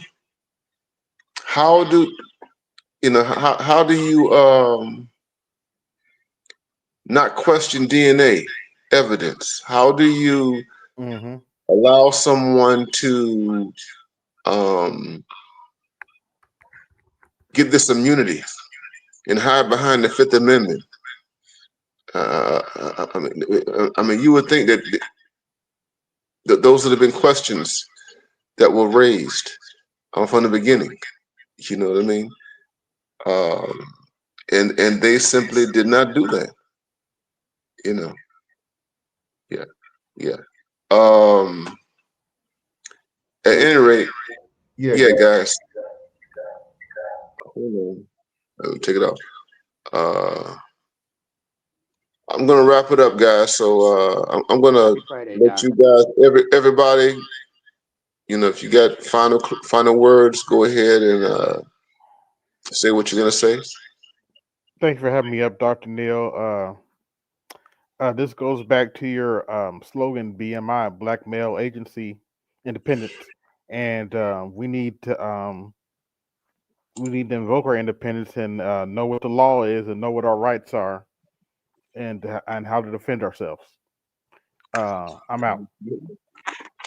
Absolutely. All right, brothers. We take you out. We think.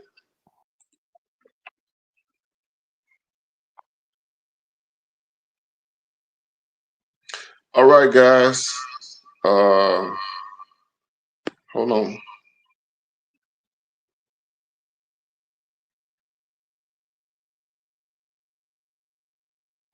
I appreciate you guys for coming through. It's been a great stream, and I look forward to seeing you guys next time around. This is BMI 3000 Reloaded. We're gonna do it again. You guys take care. All right. Peace out. I'm gone.